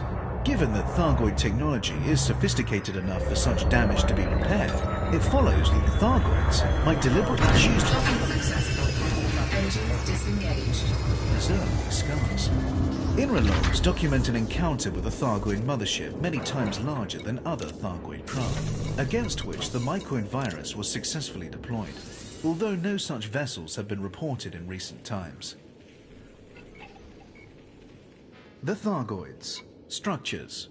Dozens of planets in human-occupied space are peppered with Thargoid barnacles, biological resource extractors that convert minerals into meta-alloys, a key component in the creation of Thargoid vehicles and technology.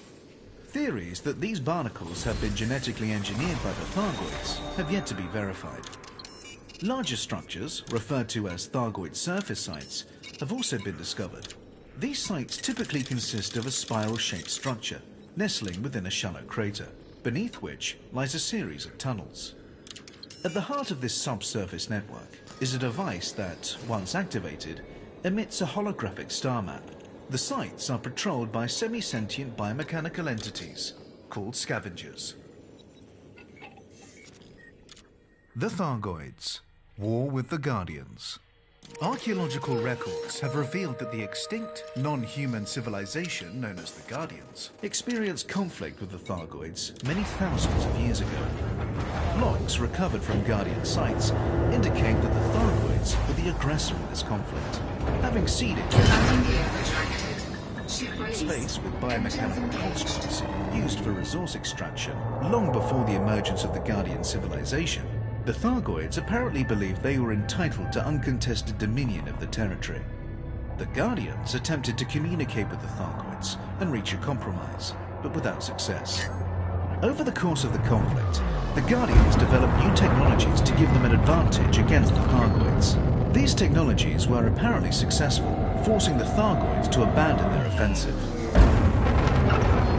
Frameshift drive charging. The Thargoids. Agenda. Thargoids do not attack indiscriminately, and their choice of target shows them to be highly intelligent. They have also conducted targeted strikes on Aegis facilities. 3, 2,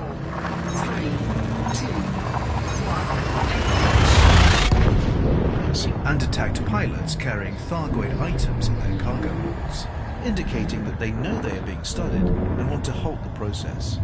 But despite their evident intelligence, they appear to be completely uninterested in meaningful communication. The engineer Ramtar, who has extensively researched the Guardians and their war with the Thargoids, holds the view that Thargoid aggression is a product of territorialism. They seed an area with barnacles, thus laying claim to it, and return, sometimes many centuries later, to harvest the extracted resources. Any life form advanced enough to compete with them for the territory is treated as an enemy and summarily attacked. Professor Palin concurs with this view, adding that the Thargoids are apparently so determined to eliminate any threats to their long-term survival, they will not tolerate any advanced species in close proximity. The Guardians. Introduction. The Guardians were a non-human race that occupied a large area of space several million years ago. At its height, the Guardian civilization was technologically superior to human civilization of the 33rd century, and occupied an area of roughly equivalent size. Frameshift drive charging. The Guardians endured as a spacefaring civilization for at least 8,000 years before being destabilized by a lengthy civil war. The surviving Guardians were then destroyed by artificially intelligent 4, 3, 2, 1. machines of their own creation. The galaxy contains the ruins of dozens of Guardian settlements, and data logs recovered from these sites have allowed humanity to compile a remarkably detailed picture of Guardian society. The Guardians. Early history. The Guardian Society originally consisted of groups of pack hunters who banded together for mutual protection before organizing themselves into clans. Even at this stage, the Guardians were highly intelligent, and they developed sophisticated hunting strategies that quickly saw them become their planet's apex predator. The Guardians' nascent civilization consisted of two discrete ethnic groups, one based primarily in the south of the planet and one in the north. As these groups expanded, they began to encroach on each other's territory, leading to a conflict that quickly blossomed into civil war. The Northern Clan, despite being the smaller of the two groups, overcame their enemy swiftly and with minimal bloodshed, bringing the entirety of the Guardian civilization under their leadership. In the centuries that followed, the Guardian society developed rapidly. Despite their warlike instincts, the Guardians possessed a remarkable capacity for collaboration and compromise. Their willingness to defer immediate gains in favor of lasting societal benefits allowed them to establish a stable, mutually cooperative society that was to remain peaceful and prosperous for thousands of years. The Guardians. Technological era. Although the Guardian society was in many ways a model of social equilibrium, the Guardians were nevertheless at the mercy of an insidious issue: overpopulation.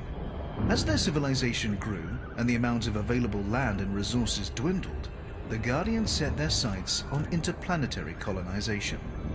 By this time, the Guardians had developed a rudimentary form of space travel, but as the pressures of overpopulation became more acute, The rate of technological progress accelerated, and the Guardians' imperfect starships were soon supplanted by fast, powerful spacefaring vessels. In the centuries that followed, the Guardian civilization expanded rapidly, eventually coming to occupy a region equal to that inhabited by present-day humanity. The Guardian's next major development was the creation of an interstellar communications system known as the Monolith Network. In addition to functioning as a comprehensive cultural archive, the network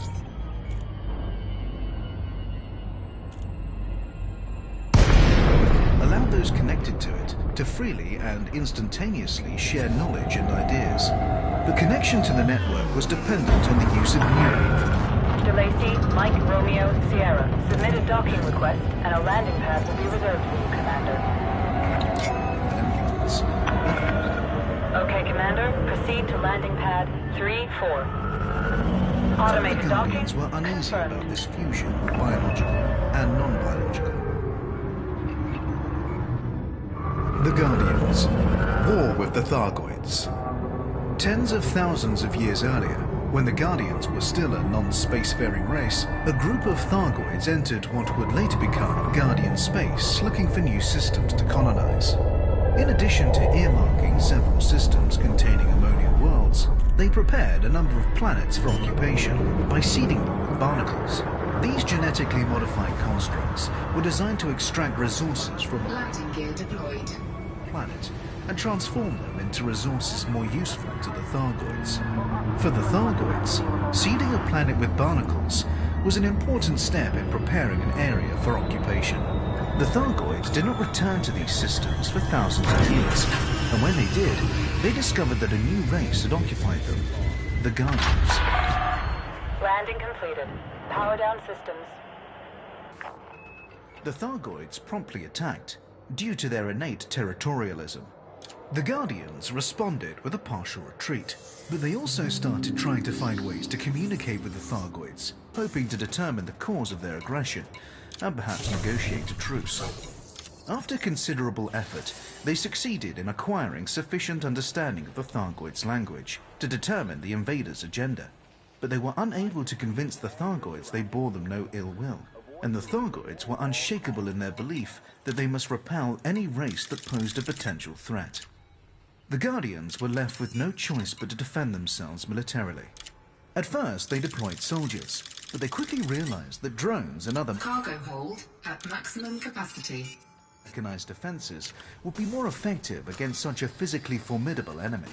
Within a relatively short period of time, the Guardians' war machines became highly sophisticated, able to recognize Thargoid engineering and to operate entirely independently. Similarly, the Thargoids' biomechanical technology was engineered to identify anything of Guardian origin. To this day, many millions of years after the Guardians disappeared, Guardian artifacts are still able to recognize Thargoid technology, and Thargoid technology still reacts negatively to the Landing gear retracted. Docking coupler disengaged. Go for departure. of Guardian artifacts. The Guardians' war machines felt no fear, fatigue, or uncertainty. The Thargoids, meanwhile, had entered Guardian space unprepared for a protracted military campaign, and ultimately they were forced to retreat. For the Guardians, this was cause for celebration, but many still harbored doubts about the rapid rate of technological progress, doubts that the development of sophisticated military hardware had done nothing to alleviate. The Guardians, Final Era. For decades, the Guardians had been experimenting with artificial intelligence, but the creation of the Monolith Network and the knowledge sharing it facilitated dramatically accelerated the rate of progress. Soon, the Guardians' experiments bore fruit, resulting in the first fully sentient machines. These constructs were seen as a means to further enhance the Guardians' technological mastery and were integrated into various aspects of their society. New neural implants were developed that connected the Guardians with the constructs and the Monolith Network in a symbiotic circle. But not everyone was happy with this development. The Guardians had always venerated Frameshift drive charging. nature, and many saw this new paradigm as a perversion of the natural Clear of station perimeter. Watch your 6, Commander. order. schism emerged between the nature worship 4, 3, 2,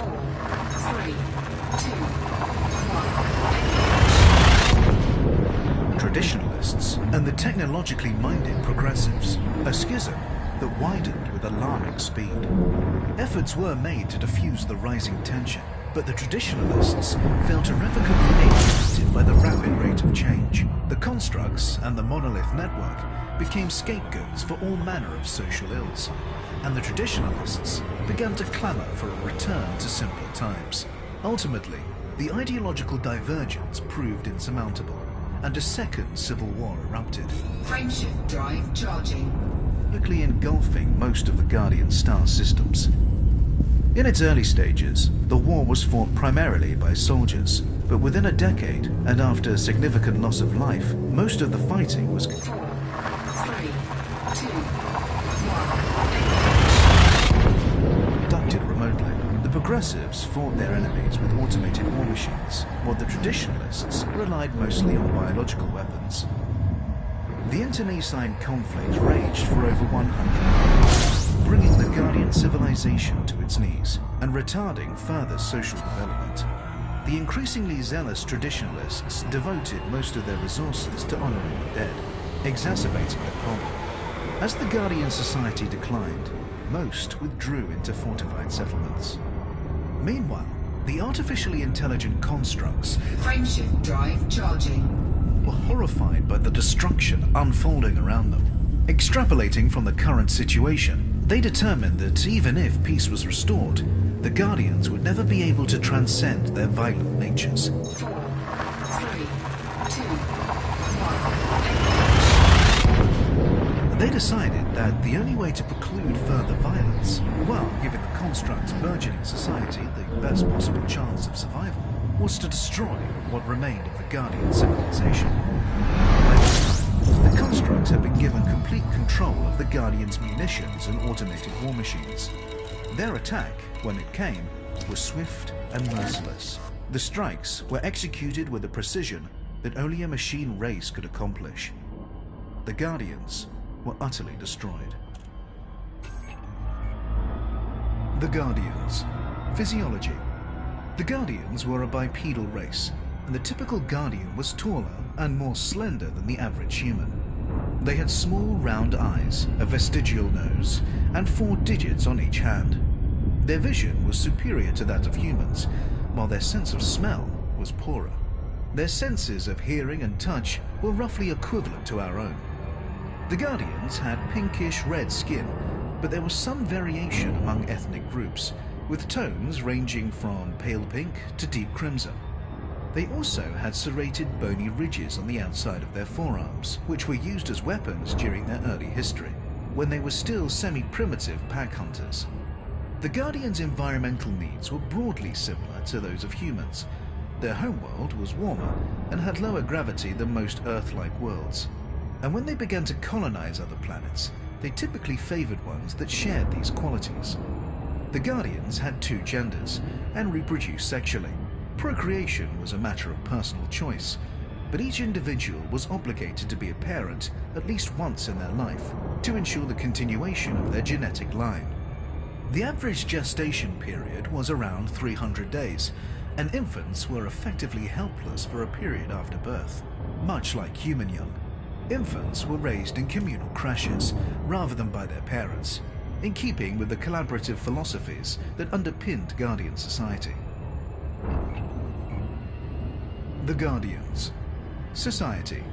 The Guardians' social constructs were the key not only to their rapid development, but also to the stability that defined the halcyon days of their civilization. Although the Guardians had a natural tendency towards collaboration, it was not until the end of the First Civil War that this tendency had a measurable impact on their society. The social reorganization that followed the war included the creation of statutes that defined not only individuals' rights, but also their responsibilities to each other. As the Guardian society developed, further laws were passed that required individuals to participate in socially progressive activities, from caring for the young to conducting scientific research. These responsibilities were supported by the state, which made education and information freely available to all. For most of their history, The Guardians had no formal faith, but the creation of the Monolith Network precipitated the emergence of a nature religion that decried the veneration of technology. Although this religion had its roots in the Guardians' long-standing reverence for the natural world, it quickly became a radical movement, violently opposed to the use of neural implants and other advanced technologies. Ultimately, however, this new religion was to endure for only a short period, its existence cut short by the destruction of the Guardian Society. The Guardians. Technology. The Guardians' pre-industrial history was in many ways similar to that of the human race, with the development of tools and agriculture proving central to their development. But one respect in which they differed was in their understanding of biological engineering. The practice of selective breeding in order to eliminate or promote certain genetic traits began before the First Civil War, and as the Guardian Society progressed, their skill as genetic engineers developed in step. After the war, the Guardians developed the ability to enhance their immune systems to guard against infection, and engineered specific microorganisms to eliminate biological threats. Genetic manipulation also played a part in prenatal care, which involved the removal of hereditary diseases and other undesirable conditions prior to birth. The Guardians were an ecologically conscientious people who assiduously avoided the use of rockets and fossil fuels. Their first spacecraft lacked any form of internal propulsion and were fired into space with electromagnetic launchers. Pilots and passengers were cocooned inside bubbles of breathable gel, which protected them from G-forces of launch and doubled as hibernation pods during long journeys. When it came to warfare, the Guardians relied initially on the blade-like protrusions on their forearms, and later on simple weapons like spears and bows. As they entered the technological era, they developed electromagnetic projectile weapons, utilizing the same technology they used to launch their first spacecraft.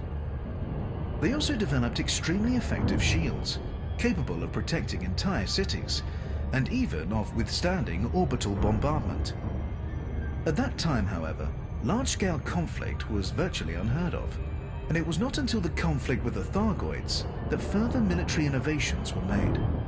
The Guardian's Second Civil War was fought principally with bespoke biological weapons employed by the traditionalists and automated war machines used by the progressives. The shields that protected the Guardian cities were unable to resist these new weapons, forcing many of the Guardians to withdraw into heavily fortified settlements. But the Guardians' most significant technological achievements were unarguably the creation of the Monolith Network and the development of artificial intelligence.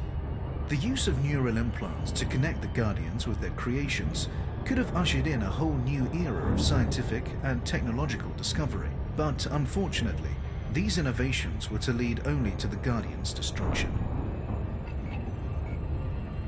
The Guardians. Language. The Guardians shared a single language, with only minor regional variations, and even after they colonized other planets, they continued to share a common tongue. The Guardians had three primary forms of communication: a spoken language, a gestural language, and a written language.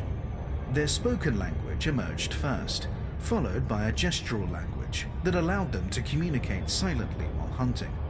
This sign language formed the basis of their written language. Consequently, while their written and gestural languages correlated closely, their spoken language was largely distinct. The Guardian's spoken language was used principally to communicate emotional concepts and played a central role in social bonding, while their written language was used mainly to communicate formal and practical ideas. Significantly, their written language was logographic, meaning the words and phrases were represented by single characters. The Guardians. Human-Guardian contact. In 3301, the Federal presidential vessel, Starship One, suffered catastrophic drive failure during a tour of Frontier systems, resulting in the ship's destruction. Jasmina Halsey, at that time the Federal president, was left drifting in an escape pod, unconscious. During this period of stasis, Halsey believed she was visited by transdimensional beings of extraordinary intelligence and compassion. Later, when she was rescued and revived, she was left with the conviction that this experience had been real and not merely a hallucination. Halsey proceeded to experience visions of mysterious alien worlds and cities, dense metropolises full of activity and life. She shared these visions with the rest of humanity, prompting explorers to set off in search of these undiscovered planets. This led to the discovery of the first Guardian ruins in the Sinuev XRH D11102 system. The fact that these sites were devoid of life led to speculation that Halsey had seen the Guardian worlds not as they are, but as they had been. In the months that followed, several further sites were found. The engineer Ram Tar started researching the Guardians and eventually succeeded in developing a decryption algorithm that could decode Guardian data, leading to a much deeper understanding of their lost civilization. Since then, other engineers have leveraged Ram Tar's discoveries to develop Guardian human technology. Individuals: Aidan Tanner.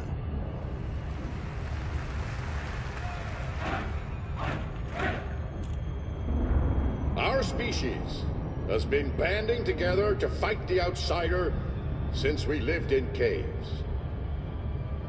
We stand against the lawless, the invaders, and the monsters. And we're proud to do it. But you have to remember one thing. Nobody in the history of conflict ever saw himself as a monster. Everyone believes they're the hero of their own story.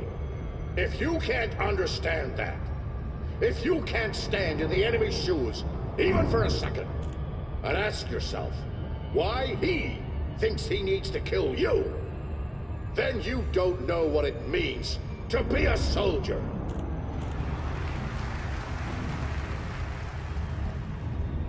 Aidan Tanner, addressed to Federal Cadets, 3298. Admiral Aidan Tanner is a senior officer in the Federal Navy. He has served for more than 4 decades, and in 3303 was given significant responsibility in the struggle against the Thargoids, first being appointed to Chief of Federal Security and later to Chief Military Liaison for the Cross Superpower Initiative, Aegis. He is widely respected, even outside of federal space, for his conscientious and level-headed approach to conflict. Born in 3254, Tanner was expected to follow in the footsteps of his authoritarian father by becoming a doctor, but instead enlisted in the Federal Navy, along with a group of friends, in what he would later describe as a rash act of adolescent rebellion that I have not once regretted. Tanner's father died in 3277. The two never resolved their estrangement. Tanner's early naval career was anything but distinguished. Known to his comrades in arms as Spoonie for his habit of eating directly from food packets instead of using plates, he was distinguished more by his irreverent sense of humor than his competence. 6 months in, Tanner was found to be responsible for a scurrilous newsletter that satirized several senior officers, including Sergeant Burke Hazel, who was offended and deeply hurt. Hazel had taken a personal interest in Tanner and had encouraged him to persist when the cadet had struggled with basic training. Tanner's defense that he had been trying to improve morale was rejected, and although he was allowed to continue his service, he was marked as a potential insubordinate, a label that would later return to haunt him. Tanner's chief instructional officer, Commander Myra Dunstock, warned him to take military life more seriously. She took Tanner to a refugee facility, an experience he would later characterize as showing him what the military is there to prevent. Tanner recognized a last chance when he saw it, discarded his role as camp comedian, and threw himself into his training with unprecedented energy. The decisive incident in Tanner's career was the Autolycus Mutiny of 3271. At the time, Tanner was serving as Chief Gunnery Officer on board the FDN Autolycus, a Farragut-class battlecruiser, under the command of Captain Jaden Horn. The ship was dispatched to restore order at Cold Harbor Station, which had been occupied by rebels following a descent into civil disorder. Captain Horn's orders were to monitor the station and await reinforcements, but when contact with the station was abruptly lost, he became convinced an attack was imminent. Surveillance footage later showed Horn acting in an increasingly erratic fashion, He screamed orders, slurred his words, and struck an ensign for making a minor mistake. Seeing a group of civilian ships preparing to leave the station, Horn ordered Tanner to open fire, convinced they were about to ram the Autolycus. Tanner refused to obey the order, claiming it was unlawful and that Horn was unfit to command. In the time it took for a furious Horn to have Tanner thrown in the brig, the escaping ships had jumped out of the system. At Tanner's court-martial, Horn tried to use his history of rebelliousness against him, but an explosive series of revelations followed. The escaping ships had been...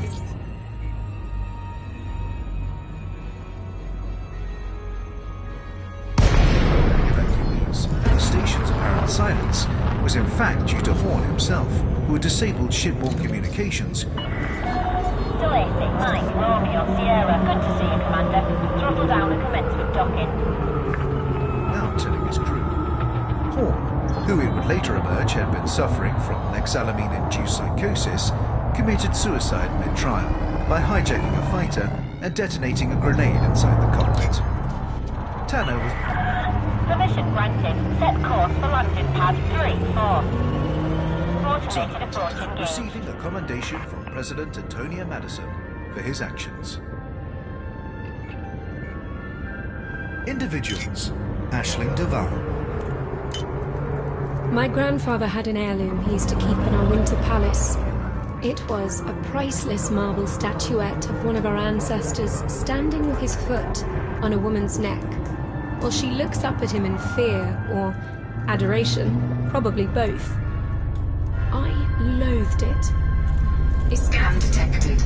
Was commissioned to commemorate some victory or other, but that wasn't the point of the thing.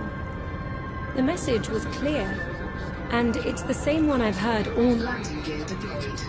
my life. Deep down, the people we dominate are happy to be dominated. When I was 6 years old, I smashed it. The servants came running. My father stormed down the stairs in his gown. He asked if it was an accident. It was such a strange look.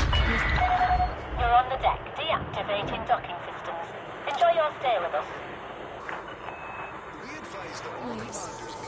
Yes. I knew that if I said yes, nobody would argue. Nothing more would be said. But I didn't. I stamped my foot and said, "No, Daddy. I did it on purpose." It's the same with tradition. The people who pass it on think it's precious. They expect you to cherish it and pass it on in turn. But what they think doesn't matter, because the responsibility rests with you. If you know it's wrong, then you have to smash it. On purpose. Aisling Duval.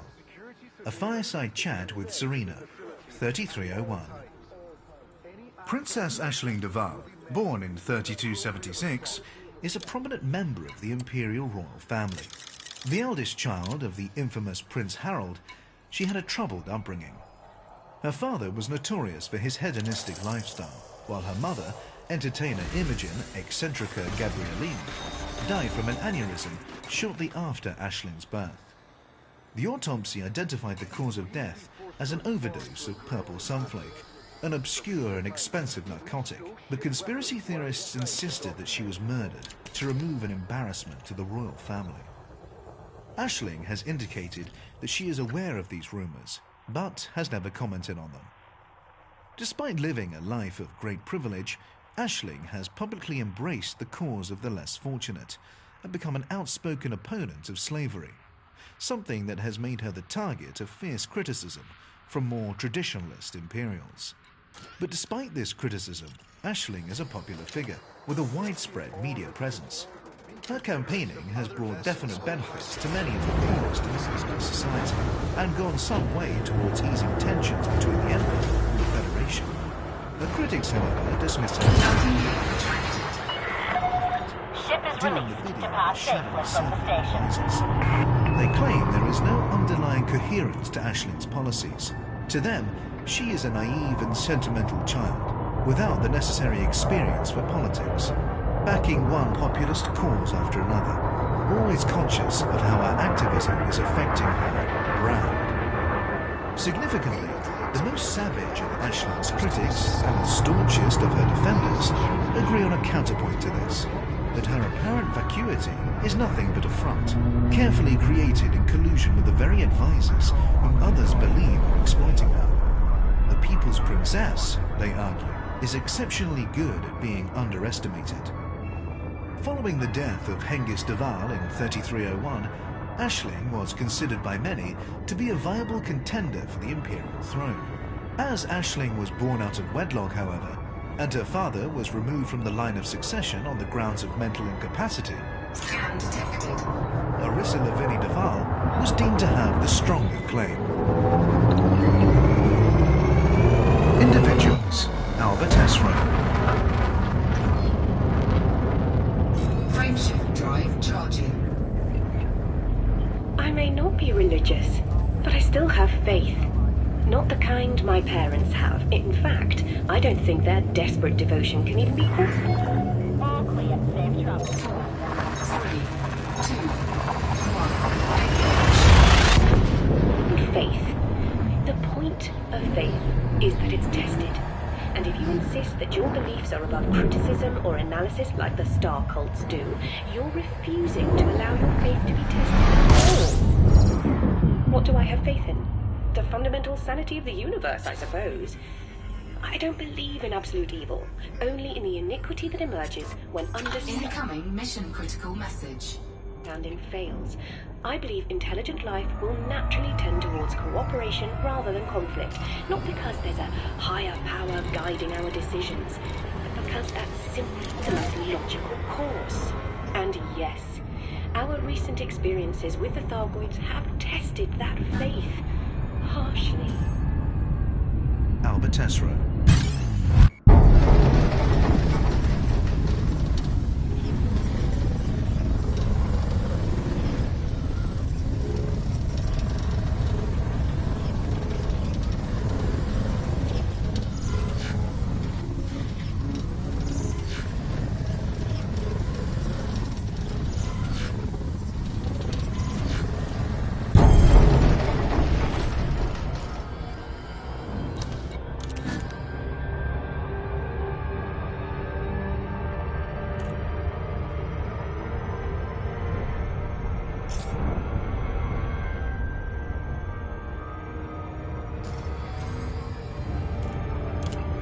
Professor Albert Esro is an Imperial scientist, an affiliate of the Achenar Research Council, and a founding member of the Joint Superpower Initiative Aegis, which was established in August 3303 to investigate the Thargoid menace. She currently serves as Aegis's head of research. Tesro's biological parents were members of the Besmeratu cult, an isolationist group secreted within a sealed compound that believed itself to have been chosen for salvation by non-human beings. The cult's charismatic leader, Anton Hotep, claimed humanity had been under the protection of these beings for millennia, that he was their cosmic messiah, and that only the believers would be saved from the coming apocalypse. In support of these claims, he often produced alien artifacts, allegedly sourced from archaeological digs that other cult members were never permitted to examine closely. Alba was marked as a troublemaker from an early age, due to her heretical belief in rationality and the scientific method.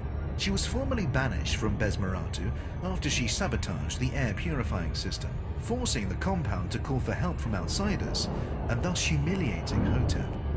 After her story became public knowledge, she was adopted into the household of Senator Olivia Tesro of Achenar and awarded a scholarship to study at Grand Imperial, alongside the children of the nobility. She wrote her master's thesis on the potential uses of mathematics as a lingua franca between human beings and intelligent non-humans. She is passionately interested in non-human intelligence and meaningful discourse between species. Despite the counterfeit alien contact myths of her early life, or perhaps because of them, she is determined to do whatever she can to act as a bridge between human and non-human cultures. Individuals: Archon Delane. I'll tell you, Delane is the most trustworthy cuss you could ever work with. Why? Because he always makes good on his threats. Anyone else tells you that they're gonna cut off your index fingers and hammer them into your sinuses with your own severed foot, you know it's just bluster.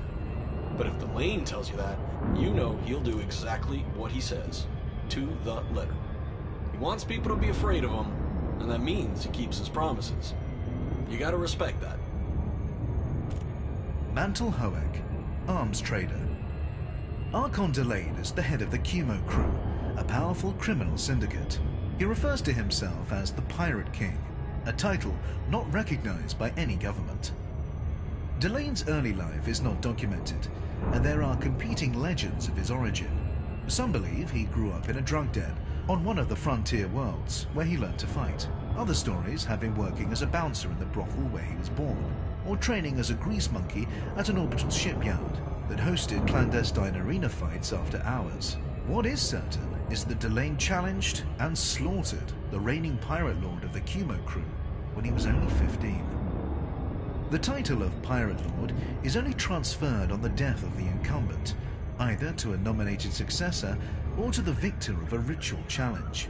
According to tradition, the Pirate Lord must honor any challenge to his leadership, regardless of who issues it, although the choice of weapons is left to him. In Delane's case, Pirate Lord Crab opted for a bare hands contest, a highly unusual choice. It has been suggested that Crab saw Delane as a weak target due to his albinism, unworthy of a Pirate Lord's personal attention. It is possible that Crab intended to give Delane a beating rather than kill him outright. If so, it was a fatal act of mercy. Footage of the fight shot by onlookers shows Delane deftly evading Crab's heavy blows, allowing the larger man to tire himself out before delivering a sudden jab to Crab's eye. Delane then battered Crab into submission, continuing to pummel the body until it was unrecognizable. The Cumo crew immediately split, dividing itself into those who saw Delane as a legitimate leader and those who refused to follow an unproven youth. The rift was soon closed, however, as Delane proved himself as capable a leader as he was a fighter. It became clear that Delane intended to establish not only his own reputation, but that of the crew. From then on, Delane crushed any dissent with the same uncompromising brutality he had shown to Crab. He had no tolerance approach to the pet into a lethally effective raiding force. United in purpose and more organized than ever before, the Cumo crew quickly became the terror of the Pegasus sector, absorbing lesser pirate gangs, raiding civilian stations with impunity, and taking over corporate facilities. In Delane's early years of leadership, many rival pirate lords demanded the right to one-on-one combat, each of them convinced that they would be the one to strike him down and take over his enviable criminal empire. Delane met each challenger in turn, agreed to their choice of weapons, and promptly dispatched them. After the death of Pirate Lord Horvath, who Delane strangled with his own razor whip, there were no further challenges. Delane and his Cumo crew ruled by fear, but they obviously according to strict rules. If a settlement in Cumo territory has paid its tribute, any Cumo pirate foolish enough to raid it risks being stripped of his rank, his crew, his possessions, Docking request granted. his skin, and his life, according to the severity of the offense. These are the infamous 5 strippings, instigated by Delane as a standard punishment across Cumo territory. Individuals. Arissa Lavinie Duval. I am a daughter, not just of the Emperor, but of the Empire. And I look upon our traditions and achievements with pride. I hold, as my forefathers did, that to be born Imperial is to receive the blessings of Landing gear deployed. the universe. That is the true meaning of the ceremonial wine tipped upon our newborn heads. Does this pride in our heritage make the old Docking successful. Engines disengaged. fashioned? Some would say so. I know that there are those in my family who cannot bear the burden of rank and privilege without a chronic sting of guilt. But I ask that you look charitably upon those so ailing as I do. After all, rebellion is the prerogative of adolescence. I ask that you reserve your anger for a worthier target. For those who acknowledge our traditions in public, but privately serve only their own corrupt interests. For those who exploit their ancestors' sacrifices while holding our military in contempt. For all the petty, venal, spineless parasites in our very midst. I have sat with many such parasites, and for form's sake, I have masked my contempt. But that mask has served its purpose, and now I cast it aside. To the worms nestling so complacently in the heart of Landing my gear retracted. Ship released. beloved Emperor. Engines engaged. I say this. We see you, and we are coming for you.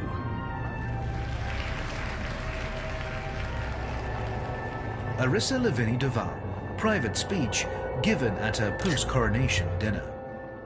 Arissa Lavinie Duval is the reigning emperor, having been appointed to the position by the Imperial Senate, and a direct descendant of the first emperor, Henson Duval. Her father was originally thought to be the late Prince Aristide de Lavinie, but Arissa's claim to be the illegitimate daughter of Emperor Hengist Duval has since been ratified by DNA testing. Arissa distinguished herself as a serving senator early in life. Unlike other senators who took their patron support for granted or left the work of intercession to a delegated representative, Arissa made a Frameshift drive charging. point of visiting and speaking directly with her patrons. Foremost among her concerns was how little scope for mobility the Empire offered. In theory, it was possible to rise in rank, but in 4, 3, 2,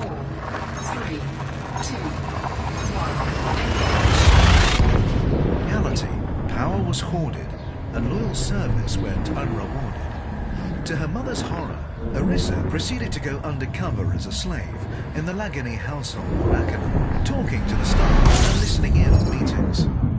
What she learned would change her view of the Empire forever. The rules could be broken with impunity, so long as the proper bribes were paid. A senator's favor could be secured, a corporation's accounts could be doctored, and an atrocity could be covered up for the right price. On paper, it might be a patronage system, but it operated as a de facto plutocracy. Arissa's experience as a slave also cemented her own view of imperial slavery, namely that it was no worse than indentured servitude, and downright luxurious compared to what the Federation's lowest paid workers had to endure. Frameshift drive charging. Non-imperial commentators responded by pointing out that slaves in noble households on Akana could hardly be held up as typical examples of slavery, and that Arissa might have learned more had she spent her time in a Mastopolos mining facility. Arissa has made no secret of her determination to restore the rule of law within the Empire.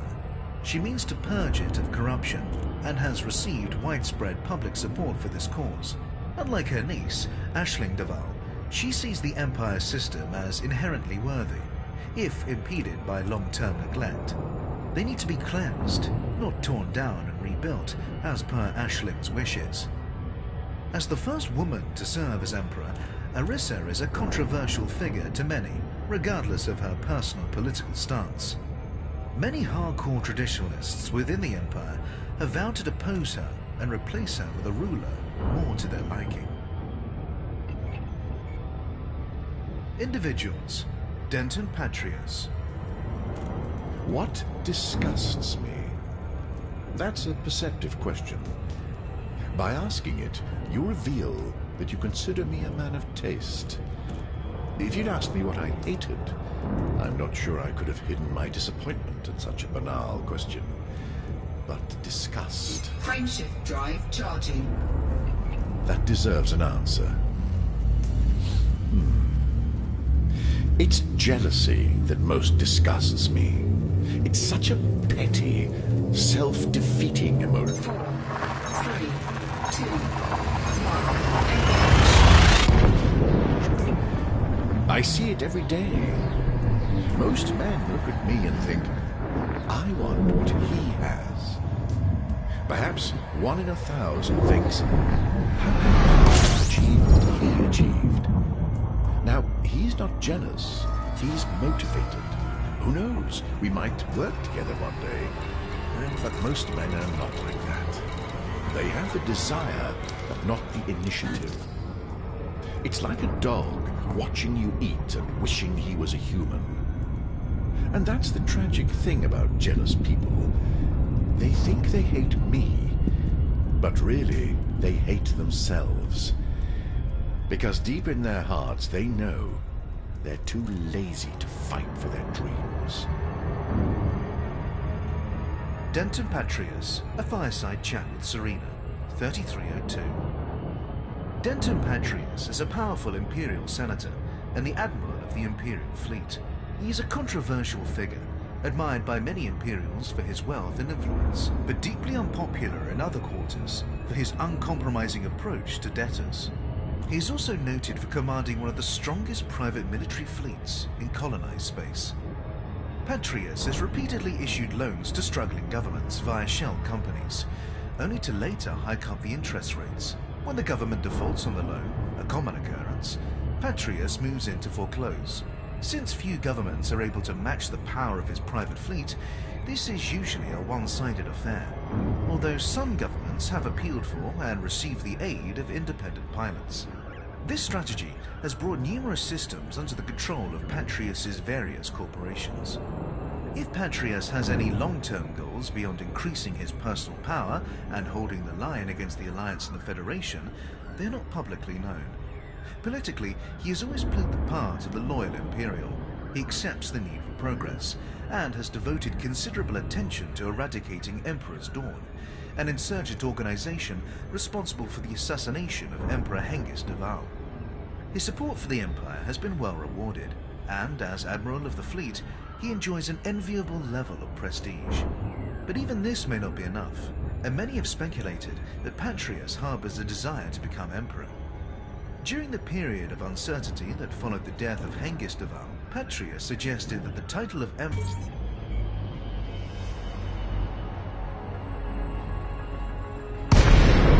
be assigned on the basis of public support, rather than lineal descent. A statement that was widely interpreted as a DeLacy, Mike, Romeo, Sierra. It's a pleasure to have you at this Federal Station, Commander. Access approved. Make your way when to the landing succession pad passed to 16. Arissa Assisted docking initiated. by a vote of the Senate, Patrius did not contest it. The question of who should succeed Arissa Lavinie de Val is now a pertinent one. Imperial commentators have suggested that Patrius's highly visible courtship of Princess Aisling de Val may be part of a long-term strategy, as well as a piece of savvy media manipulation. Arissa Lavinie de Val has no children, whereas a child born to a Patrius de Val partnership could be an extremely strong contender for the throne. Landing gear deployed. Individuals: Edmund Mahon. Naturally, we faced criticism over the Lu conflict. Landing sequence completed. Power down systems. Many people thought we should have been in there, guns blazing. On the one hand, you have a system that wants to be independent, and on the other, you have the oppressive Federation telling them no. The authorities in Lu put out a call for aid, and what did the Alliance do? We turned them down. That would never have happened on the Holos, would it? I would have been at the head of the Alliance fleet, taking down the Fed-Cap ship with a well-aimed torpedo. Cargo hold at maximum capacity. Go up the tailpipe. But life isn't like the Holos. You need political and legal clarity. When Lu asked for our help, who exactly was doing the asking? The people? All right then, which people? Who counted their votes, and how was the process monitored? Was their decision an informed one, or were they bombarded with propaganda? The Alliance is rigged. Docking Docking class You can't retracted. join a voluntary Observe station association of free regulations on systems exit. unless you can offer demonstrable proof of your freedom to choose. Just as you can't enter into a contract without being of sound mind, acting without coercion. Edmund Mahon, responding to a question from Jessica Braganza, one of a party of schoolchildren visiting the Prime Minister's residence. Edmund Mahon is the current Prime Minister of the Alliance. The product of a corn-farming family based on Birmingham and the DSO system, Mahon was hard-working and shrewd from an early age, with a particular talent for negotiation. Nobody seemed able to beat his crop prices down, and he always managed to shave something off the asking price of any tools or machinery the family needed. In the first book of his autobiography, Shadow of Silo 7, he attributes this talent to preparatory research, claiming that he always found out as much as he could about the people he would be dealing with before meeting them. At 18, Frameshift drive charging. Mahon won a federal scholarship to study law, frustrated with what he saw Clear of station perimeter. Goodbye, Commander. as the imbalance of power between corporations and their employees. 4, 3, 2, 1. Mahon intended to specialize in cases of corporate exploitation. He quickly found, however, that the legal profession was not to his liking. Awash with duplicity, double talk, and corruption was his assessment, and he switched track to political science. 2 years into his course, and following an increasingly vocal series of broadcasts on a personal video channel in which he argued in favor of the newly formed alliance, Mahon's scholarship funds were abruptly cut off. He had unknowingly violated a clause that required him to refrain from public criticism of the federal government. Unwilling to return to his family without having made something Frameshift drive charging. of himself, Mahon had no choice but to look for work while continuing to study. The bar in which he had spent so many hours as a student was happy to take him on as a bartender, and he proved so competent that 4, 3, 2, 1. after his graduation, he took on the role of manager. Mahon claims it was this experience, rather than any innate idealism, that set him on the path to becoming a career politician. As he puts it, a good bartender has to be able to listen and to give equal respect to everyone while demanding that others do the same. He has to be able to distinguish what is meant from what is said, encourage free exchange of views while tactfully enforcing the rules, and, when necessary, break up fights.